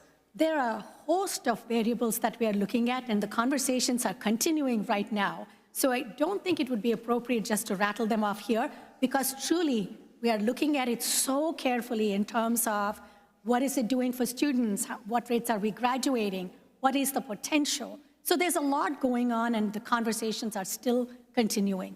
Is there any consideration given to the number of Pennsylvania residents that are students at that particular branch campus versus out-of-state students? And not just there, but across the board, yes. Okay. And it's certainly, as you say, there are three things that we have to look at. That's what's driving us. What is the student experience? What is happening afterwards? We have to look at what is it doing for tuition, because of the we need to keep it affordable and accessible, and how is it meeting needs? So there's many things, and we're continuing those discussions. If any of the branch campuses are in fact closed, is there going to be a phase-out period that any students that start in a particular program are going to be able to finish at that branch campus? Once again, we are looking at this so carefully. As you can see, it's Penn State. We care about our students, we care about our faculty and our staff and the communities. Okay. That is critically important to us, and the decisions are still being discussed. Switching gears, in recent years, the Commonwealth has invested $2.35 million a year in Invest Penn State, money that comes from the Department of Community and Economic Development, from their budget. The university has requested the same amount for the 2025-26 fiscal year, but the governor has not included any of that funding in his budget. Can you give some examples of what that funding is currently being spent on? I would be delighted to, and really appreciate the opportunity. Let me get the numbers there. We're very proud of the fact that we have these Invent Penn State, and it's created jobs. We have 21 of these launch boxes across the entire Commonwealth, as you know. They've supported over 8,000, almost 8,400 entrepreneurs, 8377 or so. We've started 524 new Pennsylvania companies. We've graduated over 1,000 startups from these accelerator programs. So that's part and parcel of the impact that we have. And we think it's critical, and we would love to seek support for it continue. Okay. So it's safe to say with that many across the Commonwealth, those launch boxes, that funding is directly supporting your branch campuses? It's supporting the Invent Penn State, because remember, these are open to all Pennsylvanians. They don't have to be students. They don't have to have any affiliation with Penn State. It's open to support the Commonwealth. So it's broader, I would say. Okay. So what is going to be lost if that funding's not included in the current year budget? It would obviously put pressure on us. Again, I come back to the basic, when you look at the business model or when you look at the educational funding model for us, we all provide about 15,000 discounts for our in-state students, ma'am. But what happens for us is we get $5,789 per student that we educate. Our peers are still lowest among the universities across the country, but please remember they get $9,538 for Pitt, $10,505 for Temple. Again, they're among the lowest, I want you to remember, significantly less than PASHE. That's the dilemma that we're facing. How are we going to operate efficiently? It would impact them, but of course we think it's a critical area. We'll do everything to keep them flourishing, because their Invent Penn State is truly having a huge impact on communities. I am out of time. Thank you for your testimony. Thank you. Thank you, Gentlelady. Representative Kincaid. Thank you, Mr. Chairman. Thank you all for being here today. I have sort of a couple of yes/no questions, I think, sort of for all of you. As you look at enrollment and applications for folks to ensure that you have a kind of a robust group of individuals that attend your universities from various backgrounds, do you provide any consideration for folks who have military backgrounds when they're applying to your universities? I've just retained the former secretary of the VA to help me do a review on this topic. I'm new, so I don't know the answer to it. But when I looked at the number of veterans programs and what we were doing for them at Temple, it felt light to me. So I've asked this individual to come and tell me how do we be best in class when it comes to serving our country's veterans. Thank you. Do you guys consider when you're looking at folks who are applying to your universities, people who have or come from more rural areas and whether or not they bring a unique perspective to the university? We certainly do. At Pitt, we actually have a rural recruiting initiative that was recently highlighted in our national press that we're really proud to have started in partnership with you. I mean, I would imagine certainly our land-grant university. Yes, ma'am. We're all about the rurality. That's our area. Rural health is very critical, even though we have big presence, as you know, in both Pitt and in Philly, but we do take that very seriously. We are very proud of the efforts we make with our military. If you've never been to one of our games where we celebrate our military, it's something to watch. It's the largest in the Big Ten and maybe in the country.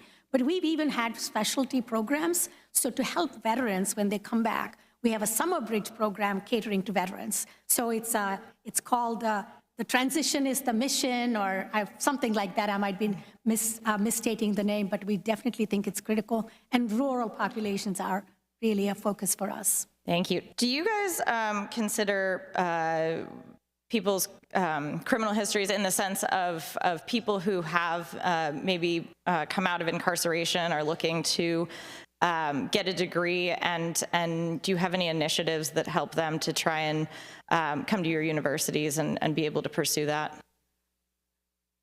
I should say we don't discriminate based upon any characteristics, and seek the broadest diversity that's in our pool. 98% of our pool is always African American, which is our roots, but 2-3% comes from all over. We are classified as a military-friendly school, and so we have veterans and children of active members who are a part of our campus, and we have programming and personnel that's there to sort of assist in some of the special needs that they have. And definitely second chance as a part of people seeking education after some incarceration would not be a factor that we would use to deny someone admissions to Lincoln University. Yeah, and at Pitt, we have the Pitt Prison Education Project, which is small class sizes of students where our faculty go into the prison system and offer educational opportunities. Could I just go back to your previous question about serving rural areas? So you wouldn't normally think a place like Temple would be focused on that, but we're working on a partnership in Tamaqua, Pennsylvania, to set up basically an adjunct dental clinic where we'll train dental students out there, and they will work with communities surrounding that area to provide dental services. Apparently there's a real shortage of dentists in that area, so we're moving in. I think we're going to have something like 20 chairs, and we're in the process of putting that together right now. Thank you. As somebody who, separately also works on addressing the fact that we treat teeth like luxury bones in our Commonwealth, I appreciate that.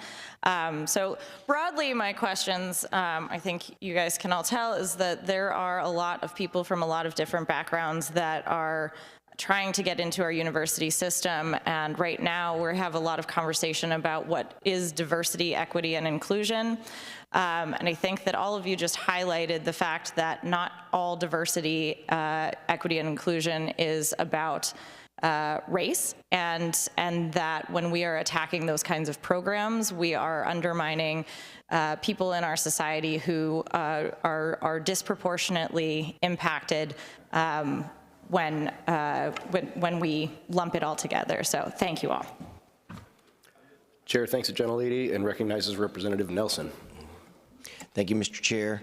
Great to be here in front of you again and build these relationships. Full disclosure, we have 4 kids in college. 3 of them are attending universities or have graduated from the universities in front of us today. So very passionate in the world of the student funding. for college. But I wanted to follow up a little bit with my colleague from Allegheny County. Prior hearings, we brought up the growing concern of these maternity deserts.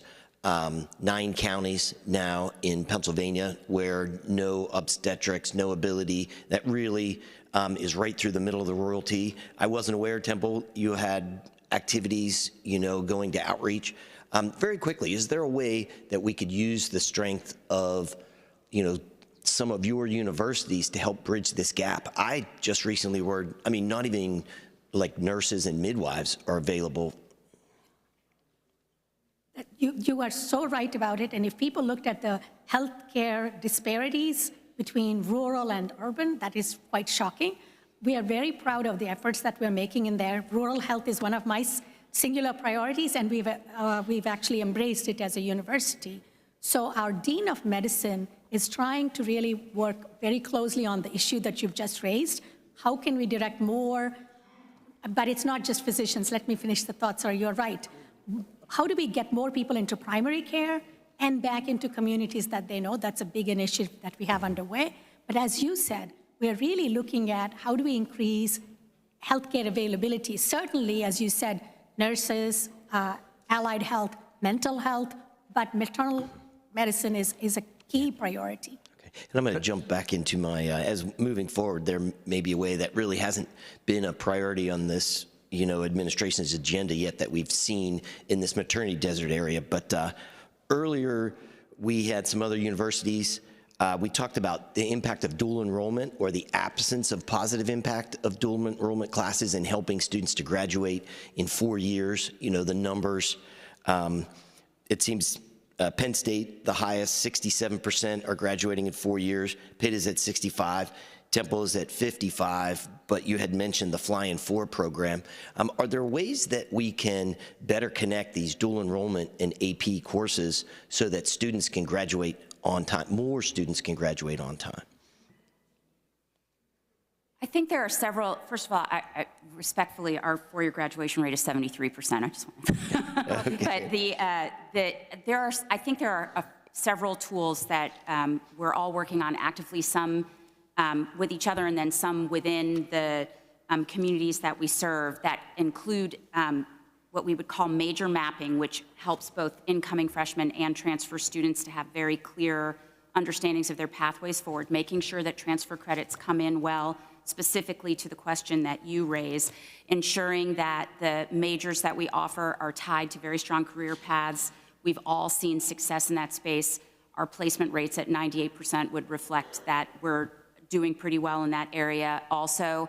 And then providing the out-of-the-classroom support so that in addition to simply succeeding academically, your entire experience, the dimensionality of your experience is positive, because we know that that kind of support is part of how you stay on track as well. And there's a lot of work happening across the Commonwealth, and certainly with the universities represented here in that space too. Yes. And again, respectfully for us too, when we look at our graduation rate for University Park, it's over 73%.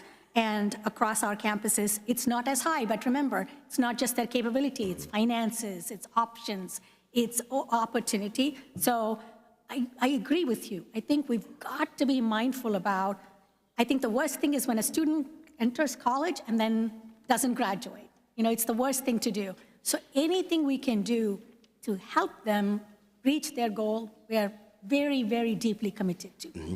And I know I'm limited on time, about 30 seconds left. I wanted to shift over to a lot of controversy in the state-related funding arena in the past, and I think a lot of promise is placed in the performance-based funding formula. That's forward-looking, those matrix. How do you feel that we can improve that transparency for the existing, like the larger sum of that $600 million? Are there ways that we may be able to apply some of these forward-looking performance-based backwards through improved transparency or some of those processes, specifically maybe Chancellor Gable? Yes, thank you for the question. So as I think all of you know, because you helped us development, we have a pillar in our strategic plan around accountability and trust. And as you all have considered legislation on transparency, we've been supportive and would continue to do so. We've also signed on to the College Cost Transparency Initiative, which is a national initiative for parents and to help make clear exactly what the costs are, which doesn't get exactly at your question, but I think reflects an appetite for how we receive the feedback from you, from the stakeholders and constituencies that you serve, and of course we hear as well from the parents and communities that we serve, so that as we partner on the investment that you make amidst the tough choices that you have to make about what you support, that you understand exactly what's happening with that investment. We've already have a website, accountability@psu.edu, where we put all the data up there for that precise reason. We'd love to see funding somehow tied back to metrics and to be able to catch up candidly. That's a selfish request of mine. Thank the gentleman. Representative Young.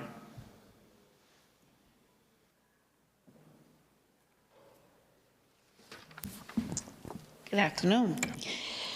So, I'm so excited to be here. I love this topic as I have a college-age student and also one going to college. And so, I love this space for several reasons. One, I know we're here to talk about budgetary items and issues, but I want to highlight the social component to this work. So this is a general question regarding the correlation between social activities and academic outcomes. As it relates to just about every industry right now in society, we all are needing to pivot in various ways in which we serve. Can you share with us some of your social activities as it relates to academic outcomes? How do you measure that when these students are on your campuses involved in your programs?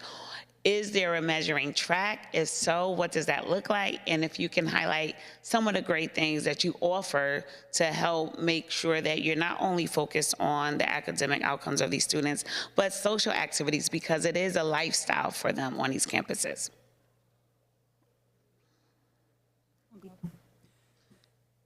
Lincoln University is a liberal arts institution, and one of the most basic characteristics of liberal arts is the way in which we marry the curricular and the co-curricular. And so for us, what you do inside of the class is best complemented by the things that your students are involved in outside the classroom.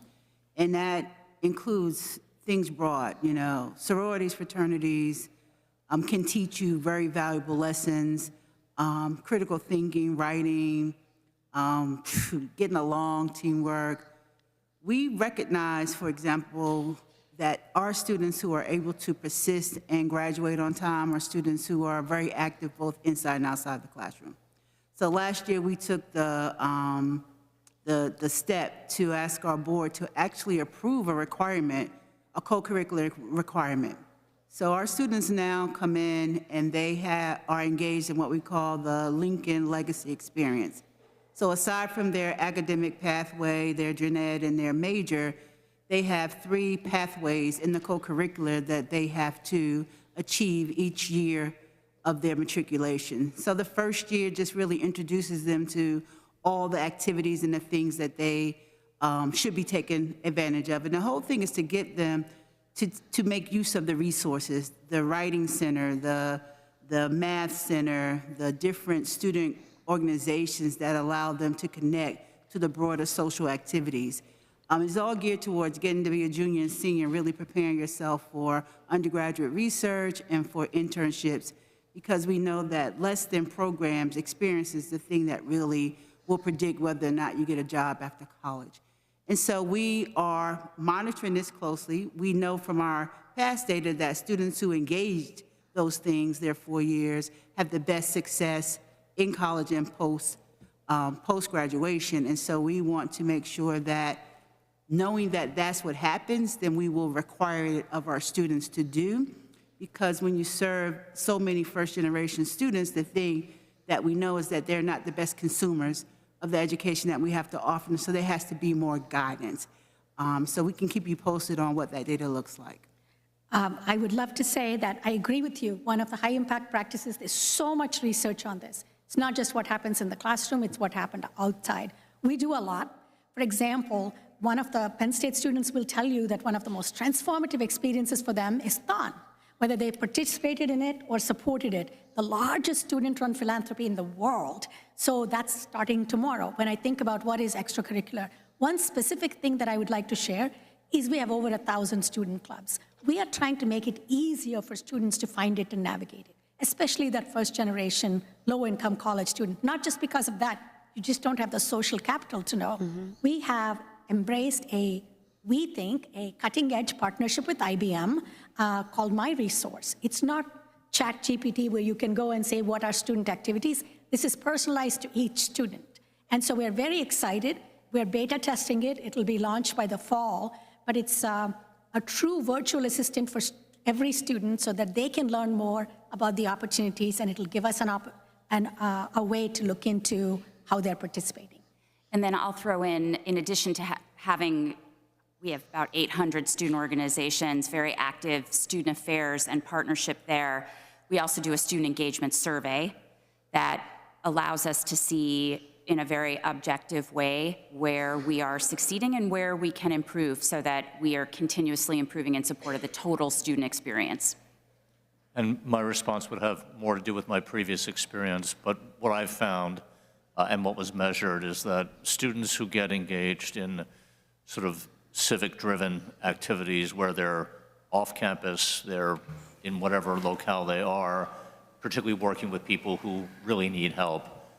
That's one way. Another way is that through cooperative education, for example, students who are really focused on life after college their first year and are actively working outside campus over the next several years, the interaction between that experience and campus experience, the richness of going back and forth, usually results in much greater persistence and a richer experience. I appreciate that. I think it's very important as we're talking about why it's so important to have these dollars directed to your institutions, that we need to also incorporate that social piece because it's very important. Thank you so much. Thank the gentlelady, Representative DeVanzo. Thank you, Chairman Harris, and thank you to the panel here today. My question's for the University of Pittsburgh, Chancellor Gable. Last year, you may remember Representative Lawrence asked you about Pitt's policies on hosting individuals running for elected office on Pitt's campus. And last year, you answered him that Pitt will be as nonpartisan as possible at campus. The policy did seem very clear, pretty straightforward. But in October, the Fitzgerald Fieldhouse, which was owned by the University of Pittsburgh, hosted a rally for Kamala Harris that featured Bob Casey, Josh Shapiro, Austin Davis, Pittsburgh Mayor Ed Gainey, and former President Barack Obama. Bob Casey was in the midst of a close Senate race.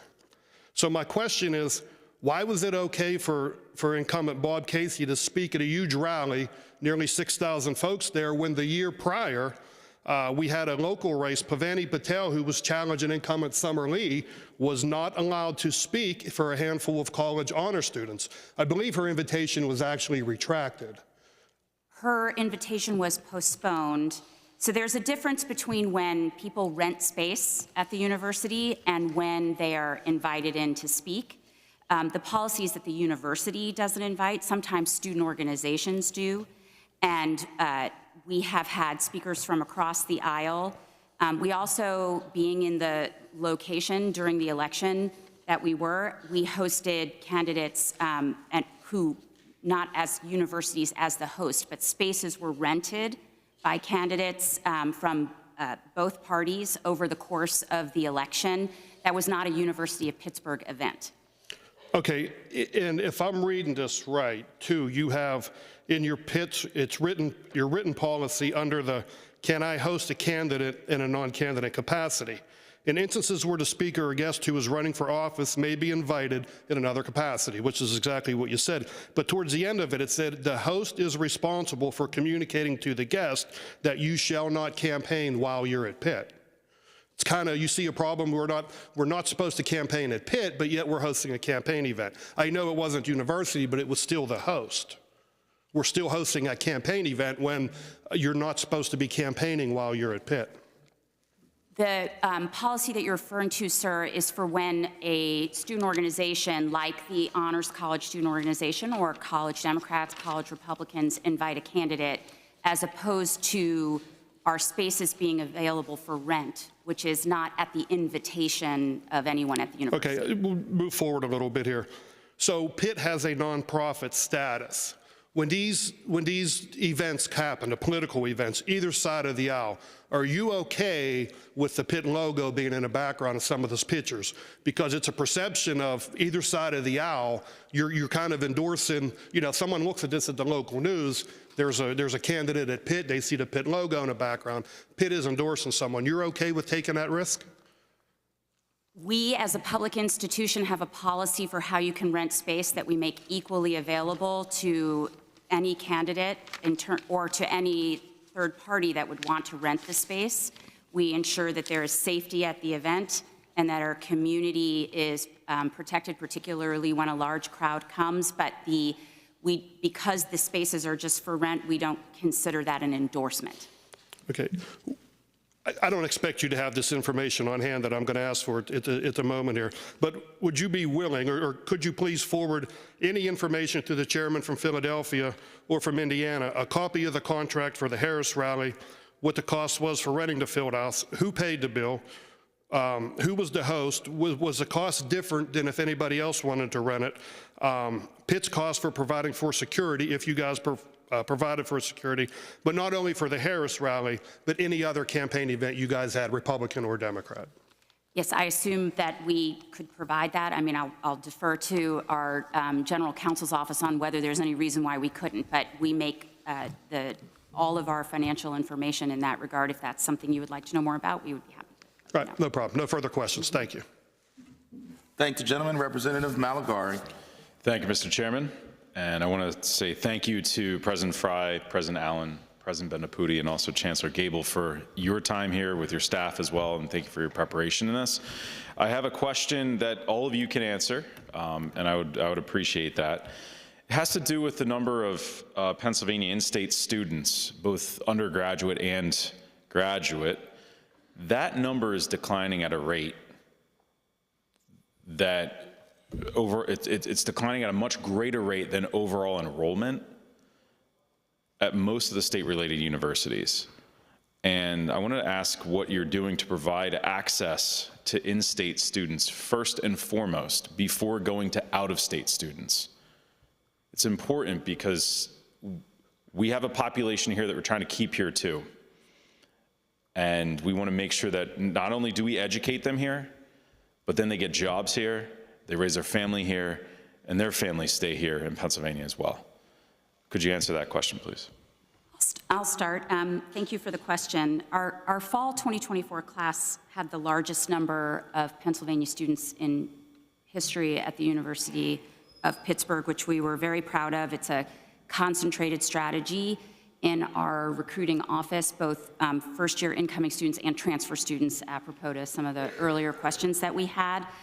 We do have out-of-state students, obviously, on campus. Actually, when my son started at Pitt, at the time he came out of the high school of the state where we used to live, and then became, I think, the story that many of us talk about, where then he fell in love with the Commonwealth and is now working for a Pennsylvania company and is staying as a Pennsylvania employee post-graduation. So we want to make sure that we're a part of that story too, but never at the expense of the seat for a qualified Commonwealth applicant on any of our campuses. So that is our mission. We serve the Commonwealth where we have capacity. We're glad to be part of the talent import pipeline for the entire state. Appreciate that. I'll go next. I'm just looking quickly at these numbers. So 62% of our students are Pennsylvania residents. As I mentioned before, our enrollment unfortunately has been declining precipitously, and so we need to get ourselves back to that 35,000 number. And obviously one of the big points of emphasis is going to be on how do we do better in our backyard. I think, and I can't sort of clearly demonstrate this, but I do think that enrollment in our collar counties, Montgomery, Delaware, Chester, Bucks, have significantly decreased in part because of this perception of crime. So if we can do some of the things I talked about before in terms of really enhancing the safety on the campus and in the neighborhoods, go back to the places where we lost those students and we know where they are, I'm hoping that that 62% is going to continue to increase. So Lincoln University and Cheyney University are the northernmost historically black colleges in the nation, as well as the oldest. And so we have historically, at least at Lincoln, attracted many students from out of state, especially New York, New Jersey, where myself came from back in the 1900s, and so on. And our statistics still reflect that. So about 50% of our students are Pennsylvania residents and 50% are out of state. I've most recently been putting more effort into recruiting more in-state students, going to some different places, taking some of the generous increases that you've given us in our state appropriation to offer more need-based scholarships to Pennsylvania residents. We don't turn down residents in favor of someone else. Unfortunately, we don't have the luxury of doing that right now, so we're, taking in as any student who is who meets the qualifications and able to come. But that statistic may continue to be like that because of who we are, where we sit, and especially African American students in our neighboring states who want to attend a historically black college but don't want to be that far from home. So Lincoln becomes a great option for them. Thank you for that. For us, serving Pennsylvania residents, as you might imagine, is our highest priority. 64% of our students, undergraduate population, are in-state, which is quite large, as you might imagine. It continues to be a focus. We need to say, how do we stay affordable? How do we make sure that they choose us? And so it's a priority. It's something that we are singularly focused on. I want to thank you each for your answers on that. It's so important that we continue to work in our backyards, making sure that we continue to attract those students here that live here so they can stay here. Hey, if we can get more people to come here, then they will stay here, and then the next generation will stay here as well, and that's the goal. So I really do appreciate your time in working on this and your answers on that too. Thank you so much. Thank you, Mr. Chairman. Thank the gentleman. Representative Kale. Thank you, Mr. Chairman, excuse me. Thank you all for being here today. Before I get started with a couple of questions, I just want to say to you all how wonderful of a team that each of you have. Now, Dr. Allen, I haven't worked as much with your government affairs team, but the work that Mike and Charlie and George have done over the course of the last number of years, I can tell you, and this is a little bit inside baseball, but without them navigating through certain circumstances, you all wouldn't be in the position that you're in today. So I do hope that your team is well appreciated. My colleague from Westmoreland County mentioned briefly about the free speech issue, and I kind of want to take it a different route, but same subject. I think free speech and hearing different viewpoints on campus is an absolutely essential part of the college and university experience. I'm curious, do each of you have free speech policies on campus as far as speakers coming in, and could you briefly summarize that for us? We have a variety of policies largely referred to in your colleagues' questions. We also have free speech policies on time, place, and manner for different forms of advocacy, and policies about things like posting signs or all kinds of things addressed around what would broadly fall under an umbrella of free speech that last year we synthesized into a really clear website that I invite all of you to look at, freespeech.pitt.edu. That looks at all of our policies in one place so there's no mystery, but also has a really well-formulated FAQ that our different stakeholders and some people in this room helped us with to make sure that it was very clear and easy to find what time, place, and manner and free speech at a public institution that still needs to function in a nonpartisan, finding common ground way does so. We definitely have free speech policies, and with all the activity on college campuses last year, we went through the due diligence of further clarifying those and clarifying especially some free speech zones on campus, trying to ensure that we are creating an environment where all points of view have a place to be exercised. I should also say that I have a policy of neutrality for the university itself. I think that my job is to create an environment where different points of view can actually be elevated, and that it is not my responsibility to make a statement one way or the other from a university standpoint. I think that that has a way of chilling conversations on campus. And so last year we talked a lot about that as people pushed folk to make different statements about things. I think it's very important that we keep that free speech and that academic freedom space specifically for faculty and students, and that we provide the environment that allows them to do that freely. These policies are in place at Temple. I don't think they're set up in the way in which the chancellor indicated that she set those up, and so I'm going to steal her playbook on this one and put them all together and make sure they're visible to all. And then having the FAQs in addition, I think is a great idea. So I think we have the basis, but I think we need to lift it up and to make it more transparent. We believe, passionately in free speech. If universities are not a place where ideas can be debated, where else? So it's important. We also truly believe that I believe that we teach students how to think, not what to think. And so exposure is incredibly important. Once again, because we've had to navigate this, all of our policies are clearly out there. We're trying to educate our students on how to take advantage of it. So you will see great support for that on our campus. I appreciate that, and the transparency would be wonderful across the board, and I appreciate what the University of Pittsburgh and Temple is going to do in Penn State as well. And Dr. Allen, thank you for that response as well. Something that I just want to mention and ask a question and see if there's any type of inquiry from the universities on. There's been a lot of discussion regarding diversity and how that works within universities and other institutions. I'm curious, one of the things that has really concerned me with universities is the concept of diversity of thought amongst professors. Having diverse viewpoints amongst professors in particular fields with political science or philosophy, where you have a commonwealth here that is split pretty evenly ideologically.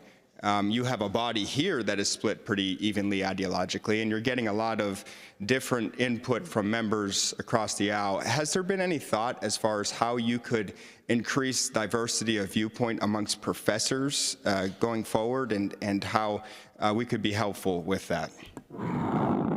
It's an interesting question in terms of where the capacity for partnership is, but getting to the earlier part of your question, yes, there's a lot of discussion in all of our national organizations and with each other about this question, and also trying to ensure that, as my colleague describes, our students are equipped for civic preparedness broadly. There are several national initiatives on this. I'm a part of the College Presidents for Civic Preparedness, which is a national movement that is sponsored by the Institute for Citizens and Scholars, with the idea that students should have all of the tools available to them to be able to critically analyze and know how to think, but that they should have whatever it takes, whether it's exposure or access to information, speakers, classes, outside the classroom experiences in all the ways that we've described, so that they can make their own informed decision with the right tools on what they choose to think and how they choose to express their point of view. Whether there is an opportunity for partnership with this body, the first thing that comes to mind, of course I'll defer to my colleagues, is that we hear in a certain feedback loop and we survey amongst our students and parents and alum, but of course you hear from everyone. And so the way in which you receive information with what we're doing well and not doing well isn't going to show up in the same way that our survey and feedback and engagement loops do.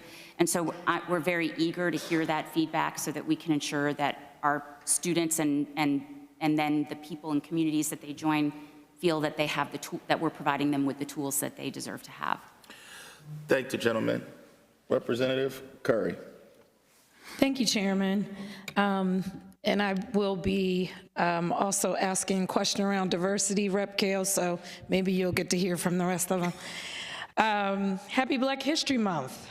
I just wanted to thank all the presidents for being here, President Fry, Dr. Allen, Dr. Bendapudi, and Dr. Gable. I also want to give a shout out to Dr. Allen. I've been able to come out to Lincoln University quite a bit with Dr. Harper. You're doing an amazing job with the Center of Inclusion, and I just would say, please keep up the good work. I feel like the students there are feeling very included at every space, and I really appreciate the work that you're doing at Lincoln University. Thank you. Dr. Bendapudi, this question is for you. As you know, I have included this line of questioning for you over the past 3 years since I've been here and you've been here. And I'm actually going to ask you again. I wanted to know if you could provide data related to Penn State's hiring protocols of Black faculty. I also would like to bring this line of questioning back to the forefront today because it still remains an area of concern of your current and past members of your faculty and staff who continue to keep their concerns priority by contacting some of us here in the General Assembly. My questions continue to be, will you and the Board of Trustees at Penn State make this a priority for current staff to commit your institution to the fundamental values regarding hiring and creating and developing a healthy and representative workplace environment? And I bring this up right now because in light of the dismantling of DEI practices in this country, we don't want to confuse it with discriminatory practices. And we want to make sure that we know that there are potential implicit biases, knowing and unknowingly, that Penn State has a responsibility to keep at the forefront when hiring Black faculty and also recruiting Black students who need to feel like they are wanted and deserve to be there at your university. We are deeply committed to making sure that every single individual that shows up on our campus feels fully supported, and we are particularly sensitive, as you know, to what you've talked about. Our commitment to inclusive excellence has not gone away. That is part and parcel of our value. And everyone who knows we are, the history of Wally Triplett, will know that this is part and parcel of Penn State's DNA. We believe in it very strongly. The data are available, and we will continue to share them. And it's in all of our interest that students get to learn and be prepared for the classroom of the future and the workforce of the future, where they will have to succeed in a multicultural environment, learn how to work with many different people. So we continue to recognize the importance, and it's very critical to us. I appreciate that. And in light of what Rep. Kale asked as well, the diversity is very important, and I'll just repeat it again. In light of the dismantling of DEI practices, we want to make sure that we're not having discriminatory practices.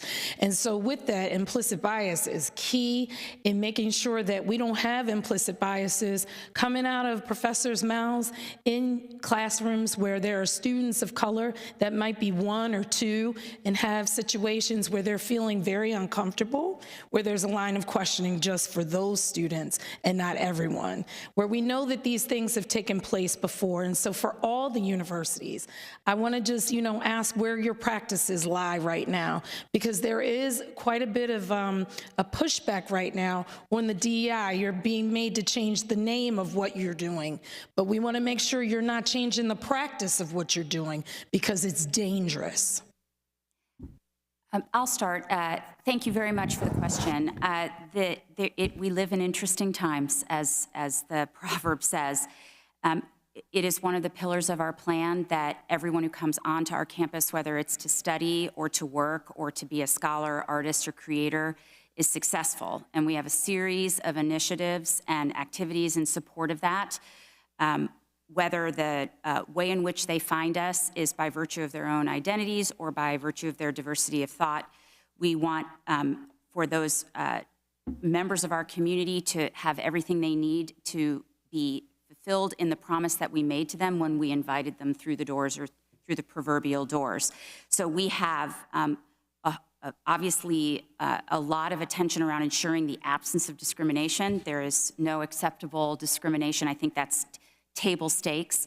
But what you're talking about, of course, if I may, is starting there and going beyond. So then we hold ourselves accountable with transparency and data and the same kind of feedback loops and the resources available so that people can let us know when things are not going correctly in real time. And then we can also look in the aggregate for concerning trends and using those together to continue and continuously improve in a way that obviously is still ultimately non-discriminatory. I just want to add that I have to be honest to say that I'm really struggling with how to interpret all that I'm being asked to do in the context of who I am. And so, you know, Lincoln University started in 1854, 10 years before the emancipation of the race, was started because African Americans could not be admitted to other universities. And for the 170 years that we've been in existence, we have in fact been you know, multiracial, right? So first woman to ever graduate from Lincoln in 1952 was a white woman. And so we have had African-American, white, Hispanic, Asian graduates for forever, but we remain primarily attracted to African-American population. So like I said, 95 to 98% of our applicant pool is African-American. And then when I start to think about how do I then go back through what I offer and present to the world, you know, I'm not quite sure what I'm supposed to do in order to not make it reflect who I am. And so I just have to say at this point, I'm struggling, right? I'm struggling to be compliant. I don't want to make my institution be in trouble because we're not complying with something, but still, some things just don't make sense for me. And so, you know, just felt like I wanted to share that right now. And it's a very confusing time, especially for those of us who run institutions like Lincoln University. Thank the gentlelady.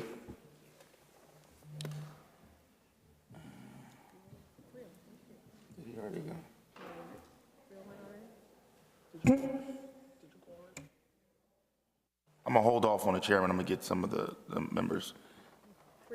Representative Friel, you can go ahead. No, we're gonna hold off on the chairman. Then come down.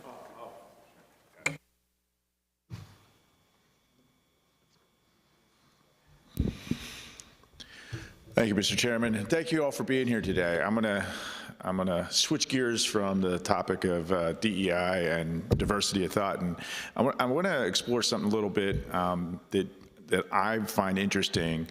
And the governor proposed innovation funding, and we've had a lot of discussion about IP, that we have great universities that are, you know, research institutions that are driving a lot of IP, but we've been less than successful comparative to other universities in other states, spinning out and commercializing this IP and building businesses. And I wanted to ask you, you know, what have you done to, and what can we do as a legislative body, either through the budget or legislatively, to help create that incubator space, that ecosystem to attract capital and private capital? And if you have any programs that you're going to use with this innovation funding or private partner, commercial partners that can help advance some of this stuff, and you know, please. Okay, my colleagues, I think I'm going first. So, although I know we all have good answers in this space. So thank you very much for the question. The Pitt is very proud of what it's doing in the innovation space. We're top 20 for research, top 20 for patent production, and top 20 for startups in the country. Very few universities hitting on all three legs of that stool. How are we doing that? One is the nature of the federally funded research that we do, that we were talking about earlier, is in a space that has a high capacity for being applied into areas that are protected by intellectual property. And while health sciences and life sciences innovations take a little longer to commercialize sometimes than new code or other things that can move a little faster, we're starting to see some real pickup in the long game of the life sciences and health sciences enterprise. And of course, this has been a very big part of Western Pennsylvania's renaissance, is what you've seen come out of the universities. We partner very closely with the business community.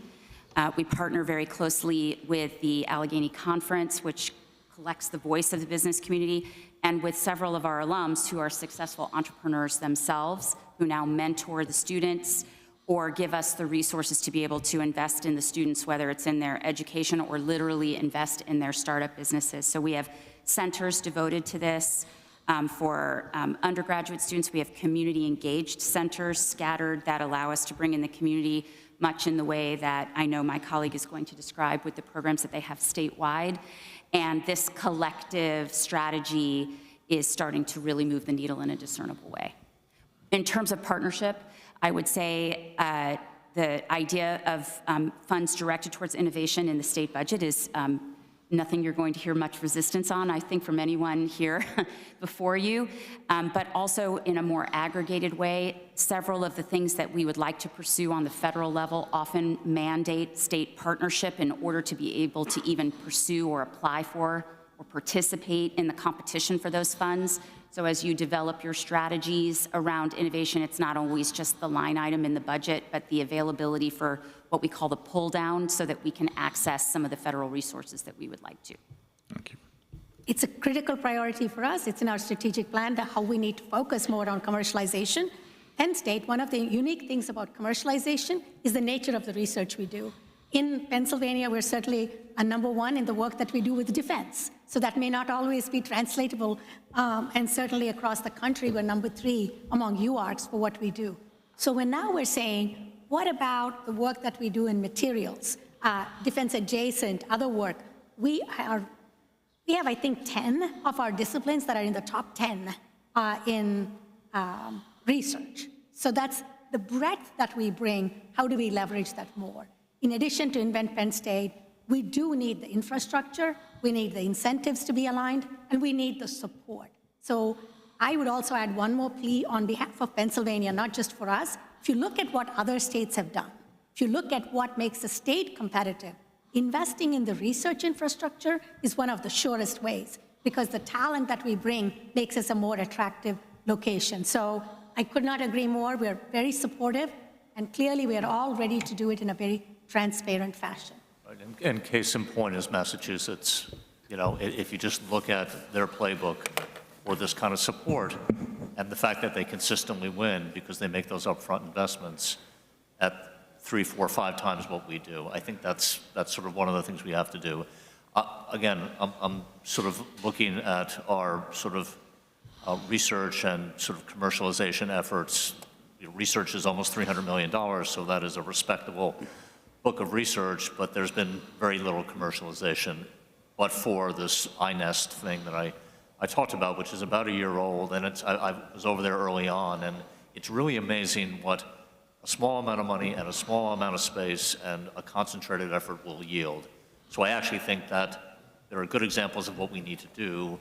Part of it is we need to do them, and part is that we need a little bit of underwriting to get it done. So hopefully in a year when I'm back here, I'll have a much better answer for your question. I appreciate it. Thank you, Chairman. Thank the gentleman. Representative Mays. Thank you, Chair, and happy Black History Month 2 times today. I want to thank all of you for being here, and of course, I am a proud graduate of the University of Pittsburgh, and so I'll be directing my first question towards you, Chancellor. So we see that Pitt is #6 in NIH funding, and I'm building upon my colleagues' remarks as well. And, you know, as a co-chair, along with Rep. Curry and Rep. Cephas of the Pennsylvania Black Maternal Health Caucus, one of those NIH grants actually funds a maternal health center of excellence at the University of Pittsburgh, a multi-year grant that is examining equity in maternal and birthing outcomes. And so that work is, that research, especially with Pitt being a world-class research institution, helps us in our fight for Black maternal health. And so I want to ask again, you know, what is the strategy around the potential changes, decreases, or defunding of these research grants, especially as it relates to such an important topic as Black maternal health, not only for Western Pennsylvania, but for the entire Commonwealth? Yes, thank you very much for the question. We're proud to have you as an alum, if I may say. The cut in indirect costs, or F&A funding for NIH, is of grave concern for a host of reasons, including the reasons that you described, not only because that specific center is a center of excellence, but community engaged scholarship as a whole is a part of our research strategy. And traditionally, NIH has been a very strong partner in the example that you give and related types of health research, with the idea that successful health outcomes for everyone is a good thing, and that requires investigation and exploration into how you achieve that when the statistics would clearly show otherwise. And we have a lot of the leading scholars in this space, leading clinicians in this space, and as you all know, the community engagement centers that are keeping us very plugged into the community. Part of the reason we've been successful in achieving those grants is because it is community informed in us describing how we pursue the research. So in terms of our advocacy, the first step was to join in with the AAMC, which is the Professional Association of Doctors, and the other national organizations in a request for a temporary restraining order to keep the funding stable so that the change wouldn't be so abrupt, particularly in the cases of ongoing research like what you described, where the impact on the communities would be really harsh. And that TRO was granted nationally. The hearing on that is actually tomorrow, if you are so inclined. I'm sure it will be, we won't be bored, I'll say that. And we'll know more after that. Now, if that continues positively, then our advocacy shifts to the negotiation that we do all of the time in every cycle of federal research funding, in describing the importance of what we do, why we think it's important for the federal government to invest in it in the same way that we're doing today, and making sure that we're delivering that message to points of influence in an effort to keep that pipeline going consistently and sustainably. If the outcome tomorrow is harsher, then the advocacy shifts and we have to tighten belts. But the priority is community engaged scholarship. And so that would be last mile, I can say that. Thank you for that update. I appreciate it, because this is a 6-year grant, and we know how it takes time to gain a learning, a knowledge, and understanding about such critical health issues. And also to build on my colleague Rep. Curry's point around DEI, and I wouldn't be here today if I didn't have the opportunity to attend the University of Pittsburgh. I know that with everything in my being. And what's important to know is that DEI is about so many aspects of our identity. It's not just about race. And I was not admitted to the University of Pittsburgh just because I was Black, or just because I was a woman, or just because I grew up in West Philadelphia. I was the best and the brightest, and that's why I was accepted to the University of Pittsburgh, and that's why I'm able to advocate for things like Black maternal health, because the solution we find because of research like the University of Pittsburgh is doing, that is led by scholars who are also the best and brightest, when they find solutions for Black moms and birthing people, they're going to find solutions for all moms and birthing people. And that's what we forget, that we lose when we attack DEI, that this is not about privileging one group over another. It's about opening doors and opportunities to give us the best and the brightest for our society. Thank you so much. Thank the gentlelady. Representative Bellman. Thank you, Chair, and thank you all for being here. Dr. Allen, I wanted to just ask you, in November of 2023, I have to say I was pretty inspired by your students. The General Assembly failed to pass a bill that would allocate funding to Lincoln University and to other state-related universities. And your students marched 66 miles to come to the Pennsylvania Capitol to advocate for that funding. So I just wanted to ask you, what did that mean for you? What does this this funding from the state mean for you and your university and your students? And just take a little moment to reflect on that 66-mile march for us. Yeah, well, first of all, we were incredibly proud of them to take that initiative, and always say they came to me like a day or so before they were going to do it to let me know that they were going to do it.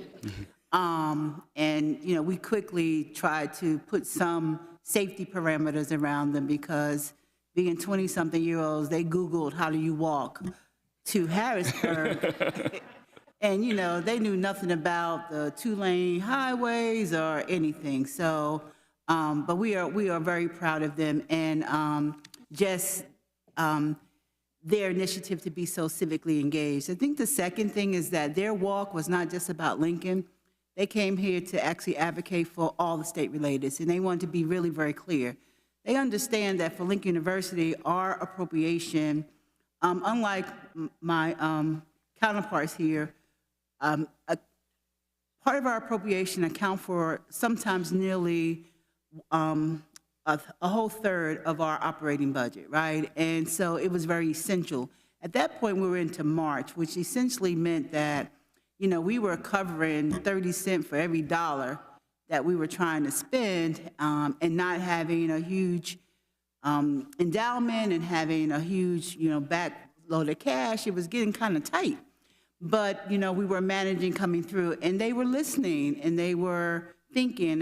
When I would give talks to my faculty or meeting with student groups, and to say, you know, we are managing really close. We're trying to make sure that we don't impact the student experience, that we don't have to lay people off, that we don't have to furlough, but this is what's going on. And so I was very proud that they were listening, and then they took action. And so, yeah, they are great. And the majority of them actually graduate this May, and it makes me really sad to lose them because it's a special bunch of kids. But the other great thing about it is that they had first-year and second-year students as a part of that group as well. And so cultivating that same kind of civic engagement was something that was also important to them. And so, yeah, they are really very special. Thanks for asking about them, because I'm going to miss them when they graduate in May.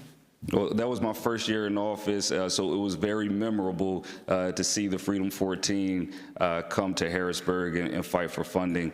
So thank you, and thank your students for being so civically engaged, and happy Black History Month. Thank you. Will do. I will remind the gentlemen and the members that one of the young leaders of that group was a man of Phi Beta Sigma Fraternity Incorporated. Just had to say that. Chairman Cutler. Thank you, Chairman Harris. Thank you very much for being here this afternoon. Certainly very interesting to listen to what's going on in each one of your institutions. My question, actually, I'm going to go back to something that Representative Kutz started on, and that's the Performance-Based Council, which I believe wrapped up yesterday, if I was following all the meetings correctly. Just wanted to, it's kind of a general open-ended question. How do you think it went? You know, what do you think in terms of some of the outcomes, and was there any agreement on any of the terms in terms of what you're hoping that we would consider in terms of evaluating success at each one of your institutions? We were very proud to host the council yesterday, and I think it's been a really productive process, and we're very optimistic. We don't want to get ahead. We're still waiting to hear the recommendations, but as a matter of course, we're, as we've all said, very supportive of looking at things these ways for the reasons that my colleagues have articulated. And I think one of the things that's really coming out of it, in addition to the formula itself, is a coalescing vision around how the state-relateds can really continue to contribute to the Commonwealth, the students obviously centered around them, but also in many of the questions that we heard today, economic development, workforce development, the kinds of investments that we partner on, and how we can both incentivize those investments and then the outcomes of those investments with some accountability and transparency. And this gives us a nice architecture for doing that. And that seems to have really come up off the page in all of the conversations. I think that's well articulated. That's exactly where we are. We're hopeful. This is the direction to go. It's good for everybody. It provides us with more clarity on what the Commonwealth is looking for. It aligns all of our incentives because this is sibling rivalry. We're all here to serve the Commonwealth. We're well. But one family, sorry. Yeah, really, that's right. We're one family. And that is important to us, so we are looking forward to saying how we can serve. I would agree, and I hope that this program leans very heavily on workforce and economic development, where I feel like we clearly have the capacity, but getting pushed harder would be a good thing, I think, for our universities and all universities. That's good to hear. And I understand not wanting to kind of get ahead of the council's final recommendations, but generally, since we're obviously here for budget hearings and knowing the timeline that we're on, do you believe that you'll be able to hit the deadline, which I believe is April the 30th, so that it can be appropriately considered come budget time? I don't think we've heard anything that gives us any concern about that at all. Okay, wonderful. Thank you very much. Thank you, Mr. Chairman. Chairman Schweier. Thank you very much, and I would like to thank you, the four of you, not only for your testimony today, but for all you do for our Commonwealth. And more importantly, you know, when I became chair of the Education Committee just 2 years ago, watching higher ed frankly fight each other, each institution, whether it's our privates, our community colleges, or PASHE schools, or the four of you, fight each other for students, fight each other for opportunities, whether grant funding, limited resources from the Commonwealth, et cetera, was really some of the most frustrating things that I was unaware of. Dr. Allen, under your stewardship and leadership as the vice chair of the State Board of Higher Education, you've really helped, and all of you deserve a tremendous amount of credit, but I'd like to specifically thank you for your leadership in that role, in that capacity, because I feel as if that tide is ever so slightly, I mean, it is turning around the Titanic a little bit, but at least from a culture standpoint, changing, where we're seeing a little bit more cooperation, a little bit more trust amongst the universities. And before I go to performance-based budget, I want to specifically thank you, ma'am, for the incredible work and your leadership in the State Board of Higher Education, because you're really doing an incredible job in that role. So thank you for that. The challenge that we have with State Board is that we don't have to, or you do not have to come along for that ride, Dr. Allen, but I'm glad to see you in the State Board of Higher Education. But for our performance-based budget partners, piggybacking on what Chairman Cutler just said, in addition to meeting the timely goals, in that spirit of cooperation, I know the answer is going to be yes, but we need to say it publicly. We're all committed to coming up with metrics and a plan where the 3 R1 universities are going to be in agreement, correct? Yes. Thank you. Thank you. And we understand that there are differences, and we're going to try to find some flexibility that will impact your unique universities and how you serve the Commonwealth, but we're going to be okay with a little bit of flexibility amongst everybody so that everyone gets a fair shot at these dollars? Absolutely. Okay, cool. And then once we get there and we get this plan done, we're all going to be in it together for joint advocacy for additional funding for the 3 non-preferreds that are part of this, right? Cool, thanks. That's all I have, Chairman. Thank you very much. Works for me. Thanks, gentlemen. Chairman Struzzi. Thank you, Chairman Harris, and thank you all again for being here this afternoon. I know it's been a rigorous amount of questioning on a lot of topics, but I want to get back to really the first question that was asked, and it's building off of what 2 chairmen just talked about with the performance-based funding.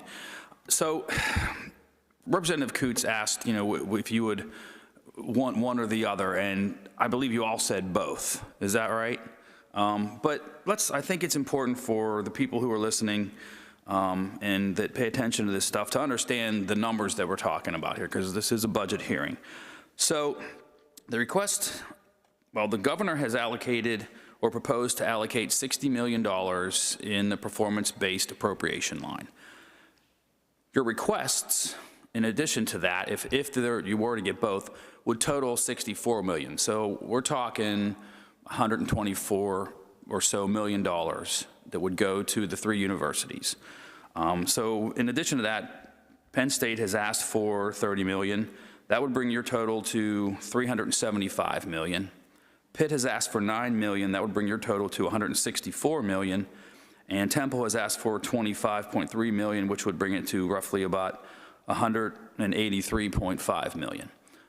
So you guys have been separated out. Lincoln, their appropriation request is only an additional, I shouldn't say only, but an additional $1 million, and that would bring your total to 21.8, which the governor has proposed in his budget already. So with all of those numbers put out there, if you don't get both, which would you rather have?